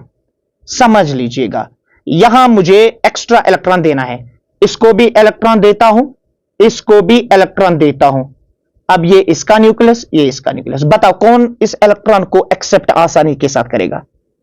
सर इसका साइज जो है, साइज छोटा है, दैट मींस ये जो इनकमिंग इलेक्ट्रॉन है ये न्यूक्लियस के नजदीक आ रहा है। यहां तो न्यूक्लियस और इनकमिंग इलेक्ट्रॉन के बीच में डिस्टेंस बहुत ज्यादा है, तो जहां साइज कम होगा वहां पे इलेक्ट्रॉन को एक्सेप्ट करने की टेंडेंसी ज्यादा होती है। मतलब जितना साइज कम होगा उतनी बेटा इलेक्ट्रॉन एफिनिटी ज्यादा होगी, उतनी ज्यादा एनर्जी रिलीज हो जाएगी। तो हम कहेंगे इस तरह से, जितना साइज बेटा कम होगा उतनी इलेक्ट्रॉन एफिनिटी ज्यादा होगी। साइज कम, इनकमिंग इलेक्ट्रॉन जो हमें इलेक्ट्रॉन ऐड करना है वो न्यूक्लियस के क्लोज ही होगा, तो वो ज्यादा अट्रैक्ट करेगा इसको, ठीक है ना। तो जितना साइज छोटा होगा उतना इलेक्ट्रॉन को ऐड करना आसान हो जाता है, वो तो खुद ही इलेक्ट्रॉन को अट्रैक्ट करता है। ये पहली बात। और इसका वैसे वैसा, अगर साइज बहुत बड़ा है, न्यूक्लियस सेंटर में है, इनकमिंग इलेक्ट्रॉन पता नहीं कहां है, दूर है, तो उसको ज्यादा अट्रैक्ट नहीं कर सकता। दूसरा इफेक्टिव न्यूक्लियर चार्ज। अब अभी मैंने बोला इफेक्टिव न्यूक्लियर चार्ज होता है कि आउटर मोस्ट शेल पे फोर्स ऑफ अट्रैक्शन। अगर इफेक्टिव न्यूक्लियर चार्ज ज्यादा होगा तो आउटर शेल पे अट्रैक्शन ज्यादा होगी, तो जो इलेक्ट्रॉन ऐड हो जाएगा वो तो आसानी से हो जाएगा। इसका मतलब जितना इफेक्टिव न्यूक्लियर चार्ज ज्यादा होगा उतना बेटा इलेक्ट्रॉन एफिनिटी भी ज्यादा होगा। सिंपल, इसी तरह से बोर्ड में रिप्रेजेंट कीजिएगा। पहली बात, जितना साइज कम उतनी इलेक्ट्रॉन एफिनिटी ज्यादा, इलेक्ट्रॉन को ऐड करने की, अट्रैक्ट करने की टेंडेंसी ज्यादा। और जितना इफेक्टिव न्यूक्लियर चार्ज ज्यादा होगा उतनी इलेक्ट्रॉन एफिनिटी ज्यादा होगी, क्योंकि इफेक्टिव न्यूक्लियर चार्ज का मतलब होता है आउटर शेल में फोर्स ऑफ अट्रैक्शन। अगर वो फोर्स ऑफ अट्रैक्शन ज्यादा है तो वो इनकमिंग इलेक्ट्रॉन को आसानी से एक्सेप्ट करेगा। तीसरा है स्क्रीनिंग इफेक्ट। मैंने अभी बोला स्क्रीनिंग इफेक्ट का मतलब होता है इनर शेल का रिपल्शन। अब आप ही बताओ, से फॉर एग्जांपल ये देखिए, मान लीजिए ये मैंने एटम की इनर शेल्स बताई और ये आउटर शेल्स। मान लीजिए ये इनकमिंग इलेक्ट्रॉन है, सपोज ये यहां इनर शेल्स है। गौर कीजिएगा, ये इनर शेल्स अगर बेटा रिपल्शन ज्यादा करेंगे, अगर रिपल्शन ज्यादा करेंगे यानी अगर शील्डिंग इफेक्ट ज्यादा होगा, स्क्रीनिंग इफेक्ट अगर ज्यादा होगा यानी अगर रिपल्शन ज्यादा होगा, जब रिपल्शन ज्यादा होगा तो इनकमिंग इलेक्ट्रॉन पे भी रिपल्शन ज्यादा होगा, तो ये आसानी से ऐड नहीं हो जाएगा। तो जितना स्क्रीनिंग इफेक्ट ज्यादा होगा उतनी इलेक्ट्रॉन एफिनिटी कम होगी। अरे बात समझ, अरे भाई अगर यहां पर्दा लगा हुआ है तो नहीं ना अट्रैक्शन हो जाएगी। सिमिलरली अगर एटम के सेंटर में न्यूक्लियस, फिर इनर शेल्स में इलेक्ट्रॉन ज्यादा, वो आउटर शेल को रिपल करेंगे ज्यादा। अगर रिपल ज्यादा करेंगे, जो हमें इलेक्ट्रॉन ऐड करना होगा उस पर भी रिपल्शन ज्यादा हो जाएगा। न्यूक्लियस अब उसको होल्ड करके नहीं रखेगा, तो जितना स्क्रीनिंग इफेक्ट ज्यादा होगा उतनी इलेक्ट्रॉन एफिनिटी कम। उसके बाद इलेक्ट्रॉनिक कॉन्फ़िगरेशन, इस पर भी डिपेंड करता है। सी, मैं यहां पे आपको बता देता हूं, गौर कीजिएगा। मैं यहां पे लेता हूं, मान लीजिए लिथियम, और बेटा यहां पे लेता हूं बेरिलियम। लिथियम की इलेक्ट्रॉनिक कॉन्फ़िगरेशन क्या है? 1s2 2s1। इसकी क्या है? 1s2 2s2। फिर 2 पे में कोई इलेक्ट्रॉन है ही नहीं। अगर हम लिथियम को इलेक्ट्रॉन देंगे, इसको इलेक्ट्रॉन देंगे, वो कहां जाएगा? इसमें, क्योंकि 2s में एक ही है ना। तो जब हम इसको एक्स्ट्रा इलेक्ट्रॉन देंगे तो वो इधर आ जाएगा। इसकी अब कॉन्फ़िगरेशन बनेगी 1s2 2s2। किसकी? Li माइनस की। लेकिन अगर बेरिलियम की बात की जाए तो बेरिलियम का बनेगा 1s2 2s2। अब जो नेक्स्ट इलेक्ट्रॉन होगा वो तो इधर चला जाएगा, 2p1। बोलो स्टेबल इलेक्ट्रॉनिक कॉन्फ़िगरेशन कहां बनती है? Li माइनस में कि B माइनस में? तो जब लिथियम को इलेक्ट्रॉन ऐड किया जाता है ना, तो वो ज्यादा स्टेबल बन जाता है, मतलब उसको इलेक्ट्रॉन अट्रैक्ट एक्सेप्ट करने की टेंडेंसी ज्यादा होगी। लेकिन बेरिलियम को जब हम इलेक्ट्रॉन देते हैं, बेरिलियम को जब हम इलेक्ट्रॉन देते हैं तो उसकी स्टेबल इलेक्ट्रॉनिक कॉन्फ़िगरेशन ही डिस्टर्ब होती है। तो इलेक्ट्रॉनिक कॉन्फ़िगरेशन पे भी डिपेंड करता है, जिस मतलब इलेक्ट्रॉन ऐड करके, इलेक्ट्रॉन एक्सेप्ट करके, एक्स्ट्रा इलेक्ट्रॉन ऐड करके जो बेटा ज्यादा सुटेबल बनेगा उसकी इलेक्ट्रॉन एफिनिटी ज्यादा होगी। नाउ उसके बाद क्या है हमें? उसके बाद है यहां पे हमें ट्रेंड इन पीरियोडिक टेबल। ये ऊपर नीचे हो गया ट्रेंड इन पीरियोडिक टेबल, बड़ा सिंपल है। मैं अब आपको सीधे डायरेक्टली बता देता हूं, अब आप समझ गए होंगे। अगर ये मान लीजिए अगर मैं आपको बताऊं डाउन द ग्रुप और अलोंग अ पीरियड, बस यही तो याद रखिए, इसी को तो ट्रेंड कहते हैं। सो अलोंग अ पीरियड क्या होगा और डाउन द ग्रुप क्या होगा? बात सिंपल है। जितना नीचे जाएंगे यहां से यहां, क्या होगा सर? एन की वैल्यू बढ़ेगी, शेल नंबर बढ़ेगा, उससे क्या होगा? नीचे नीचे सर रेडियस बढ़ेगी। जब रेडियस बढ़ जाएगी, आउटर मोस्ट शेल पे फोर्स कम होगा, तो इलेक्ट्रॉन एफिनिटी जो है वो कम होती जाएगी। लेकिन अगर आप जाओगे left to right in a period, एन क्या रहता है? सेम, मगर एटॉमिक नंबर क्या होता है? इंक्रीज। प्रोटॉन्स न्यूक्लियस में क्या हो जाएंगे? Increase. Effective nuclear charge outermost shell पे अट्रैक्टिव फोर्स क्या हो जाएगा? इंक्रीज। तो इलेक्ट्रॉन एफिनिटी भी क्या हो जाएगी? इंक्रीज। तो आपने याद रखा, down the group electron affinity decreases, और along a period electron affinity increases। Top to down जाओगे, डाउन जाओगे, इलेक्ट्रॉन एफिनिटी कम होती जाएगी। लेफ्ट टू राइट जाओगे, इलेक्ट्रॉन एफिनिटी ज्यादा होती जाएगी। नाउ उसके बाद है हमारा लास्ट टॉपिक इसमें, that is electronegativity. What's electronegativity? देखो इलेक्ट्रोनेगेटिविटी क्या होता है। सपोज करते हैं हम लेंगे यहां पे HF।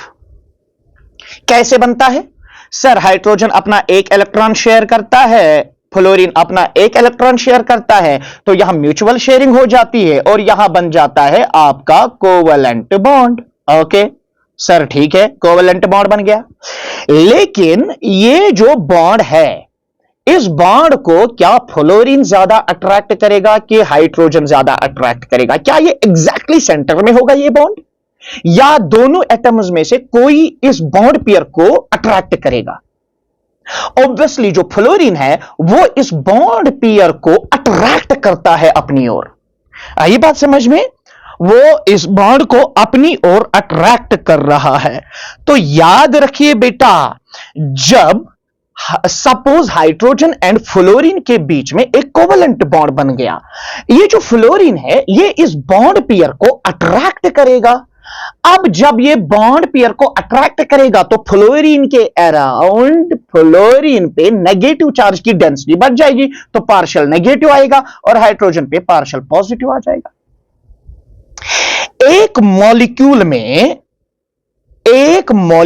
के अंदर, कोवेलेंटली बॉन्डेड मॉलिक्यूल के अंदर एक एटम की वो टेंडेंसी जिससे वो बॉन्ड को, शेयर्ड पेयर ऑफ इलेक्ट्रॉन को अपनी ओर खींच लेता है, उसी को इलेक्ट्रोनेगेटिविटी कहते हैं। सपोज आप हैं, मैं हूं, और हमने इस पेन को पकड़ा है, मैंने यहां से पकड़ा, आपने यहां से पकड़ा। अब हम दोनों में एक ही टेंडेंसी ज्यादा होगी, या तो तुम पेन को खींचोगे या तो मैं खींच लूंगा।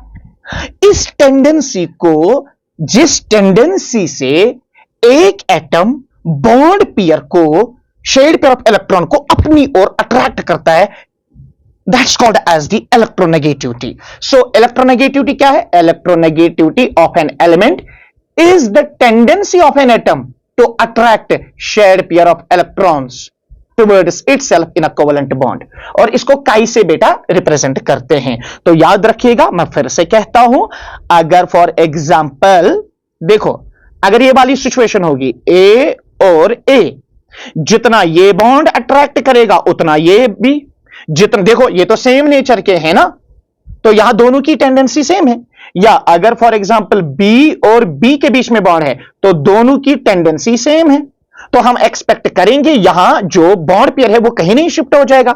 लेकिन अगर हमारे पास है ए और बी, और हम सपोज करते हैं ये जो बी है ये बॉन्ड खींच लेता है, तो इस पे पार्शियल नेगेटिव आएगा, इस पे पार्शियल पॉजिटिव आ जाएगा।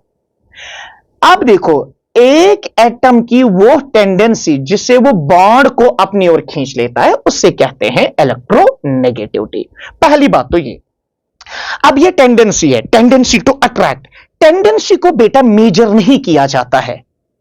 देखो, if I will tell you I love my parents, can you measure it? No. I love my students, can anybody measure it? No. अच्छा, my father loves me, my mother loves me, both loves me, can you measure both? No. You can compare, you can only compare. आप सिर्फ ये बता सकते हो, आप सिर्फ ये बता सकते हो, आप सिर्फ ये बता सकते हो कि पापा के कंपैरिजन में मम्मा जो है वो ज्यादा प्यार करती है। ऐसा नेचुरल है, फैक्ट है ये। जो मदर्स होती है वो ज्यादा कंसर्न्ड होती है, ज्यादा प्यार करती हैं अपनी बच्चों को एज कंपेयर टू फादर। ये आप कंपेयर कर सकते हो बस, लेकिन आप इसको मेजर नहीं कर सकते हो।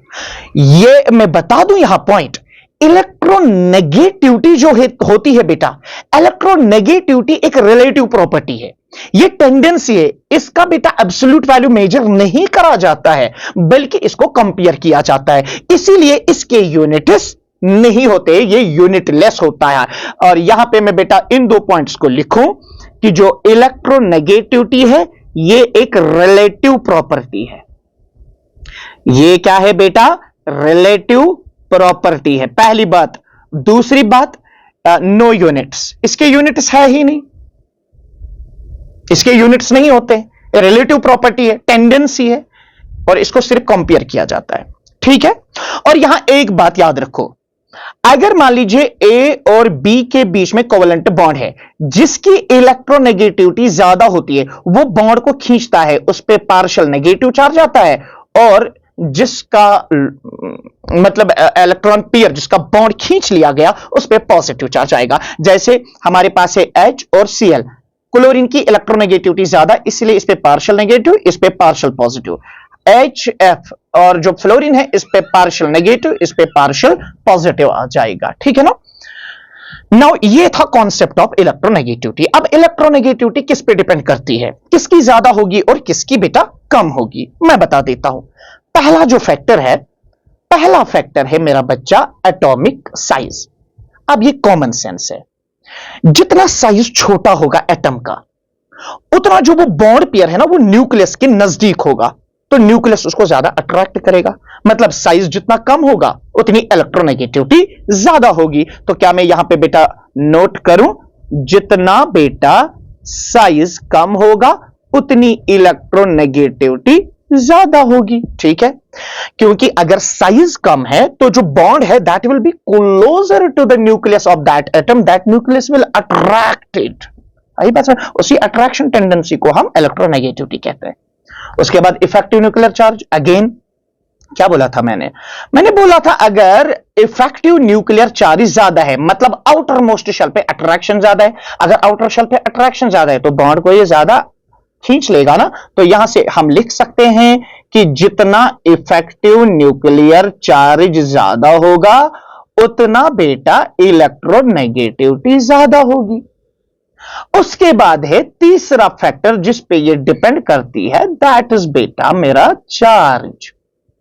अब समझ लीजिएगा, मेरे पास है मान लीजिए Fe, मेरे पास है Fe2+, मेरे पास है Fe3+, यहां बॉन्ड है, बॉन्ड इलेक्ट्रॉन पेयर है, कौन ज्यादा खींचेगा? जो ज्यादा भूखा होगा इलेक्ट्रॉन्स का। ज्यादा भूखा कौन है? दैट इज Fe3+, इस पे 3 पॉजिटिव चार्ज, इसने 3 इलेक्ट्रॉन्स गवाए हैं।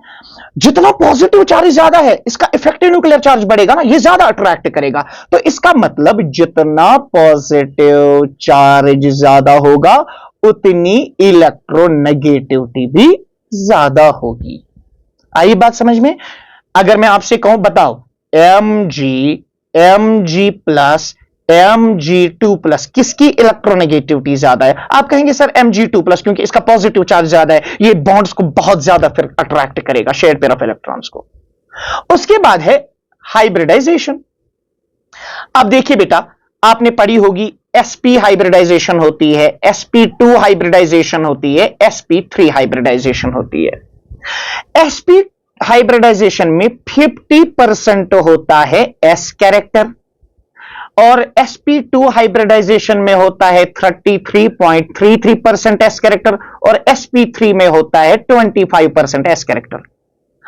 अब जितना परसेंटेज ऑफ s कैरेक्टर ज्यादा होगा, मतलब s कैरेक्टर ज्यादा होने का मतलब it is closer to the nucleus, that orbital is closer to the nucleus. जितना s कैरेक्टर ज्यादा होगा बेटा उतना याद रखना इलेक्ट्रोनेगेटिविटी ज्यादा होगी।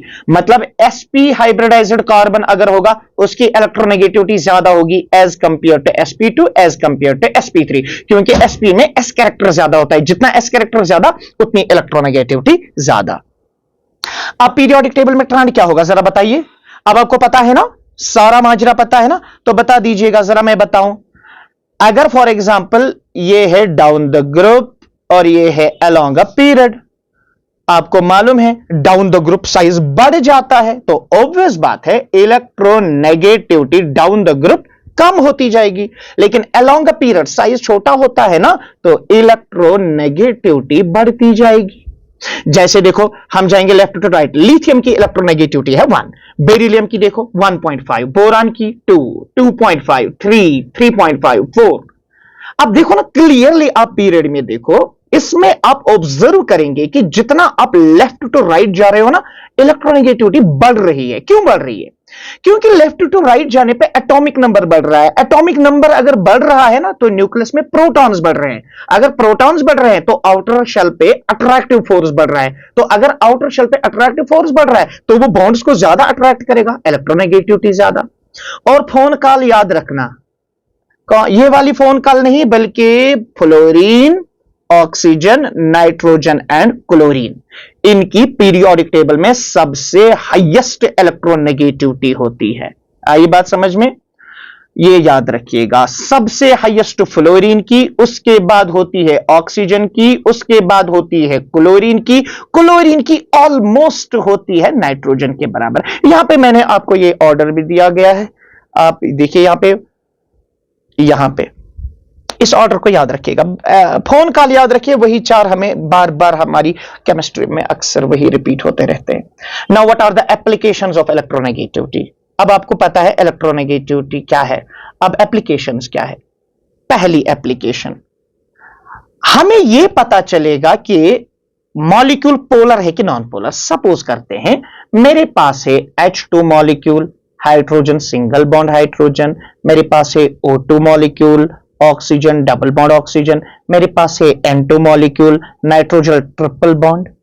अब यहां देखो ना, ये होमो एटॉमिक मॉलिक्यूल्स है, दो एटम्स के बीच में बॉन्ड्स है लेकिन सेम एटम्स है, तो यहां इलेक्ट्रोनेगेटिविटी का डिफरेंस नहीं होगा, तो यहां कोई चार्ज डेवलप नहीं होगा। जब चार्ज डेवलप नहीं होगा तो इसको नॉन पोलर कहेंगे, इसमें पोल्स नहीं बनते। पोल्स का मतलब चार्जेस, पॉजिटिव नेगेटिव।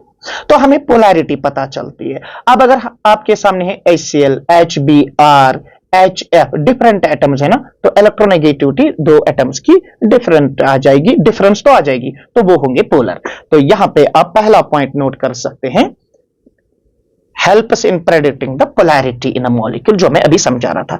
अच्छा, दूसरा, to compare metallic and non metallic character. Electronegativity ज्यादा है तो इलेक्ट्रॉन एक्सेप्ट करने की, अट्रैक्ट करने की टेंडेंसी, लेकिन मेटल वो होता है जिसको इलेक्ट्रॉन लूज करने की टेंडेंसी है। तो हम समझ पा रहे हैं, अगर इलेक्ट्रोनेगेटिविटी ज्यादा है तो इलेक्ट्रॉन गेन करने की टेंडेंसी ज्यादा है, तो फिर नॉन मेटालिक कैरेक्टर ज्यादा होगा। अगर इलेक्ट्रोनेगेटिविटी कम है तो फिर इलेक्ट्रॉन लूज करने की टेंडेंसी ज्यादा होगी, तो मेटालिक कैरेक्टर ज्यादा होगा। इसी तरह से एक और इंपॉर्टेंट पॉइंट है, to determine percentage of ionic character. Suppose बेटा मैं आपसे कहूं, मेरे पास है HF, ये एक कोवलेंट मॉलिक्यूल है, इसमें कोवलेंट बॉन्ड है। डज इट मीन कि इसमें आयनिक कैरेक्टर होगा ही नहीं, पॉजिटिव नेगेटिव चार्ज डेवलप होगा ही नहीं? रिमेंबर वन इंपॉर्टेंट पॉइंट कि कायनात में कोई भी बॉन्ड 100% न कोवलेंट है, 100% न आयनिक है। अगर कोवलेंट है उसमें आयनिक कैरेक्टर भी होता है, अगर आयनिक है उसमें कोवलेंट कैरेक्टर भी होता है। जैसे HF में कोवलेंट बॉन्डिंग होती है, तो it must be covalent, but still it has some ionic character. क्यों? क्योंकि इलेक्ट्रोनेगेटिविटी डिफरेंस की वजह से चार्ज आएगा। और अगर आपको बेटा वो आयोनिक कैरेक्टर निकालना है तो ये फॉर्मूला लगाओ, आपको आयोनिक कैरेक्टर मिलेगा। अरे कुछ नहीं है, सीधे वैल्यूज दिए गए हैं। अब ये जो काई ए और काई बी है ना, अब हाइड्रोजन की इलेक्ट्रोनेगेटिविटी है 2.1, फ्लोरीन की इलेक्ट्रोनेगेटिविटी है 4, इसको ए मान लीजिए, इसको बी मान लीजिए, तो यहां पे वैल्यू दीजिए, you will get the answer.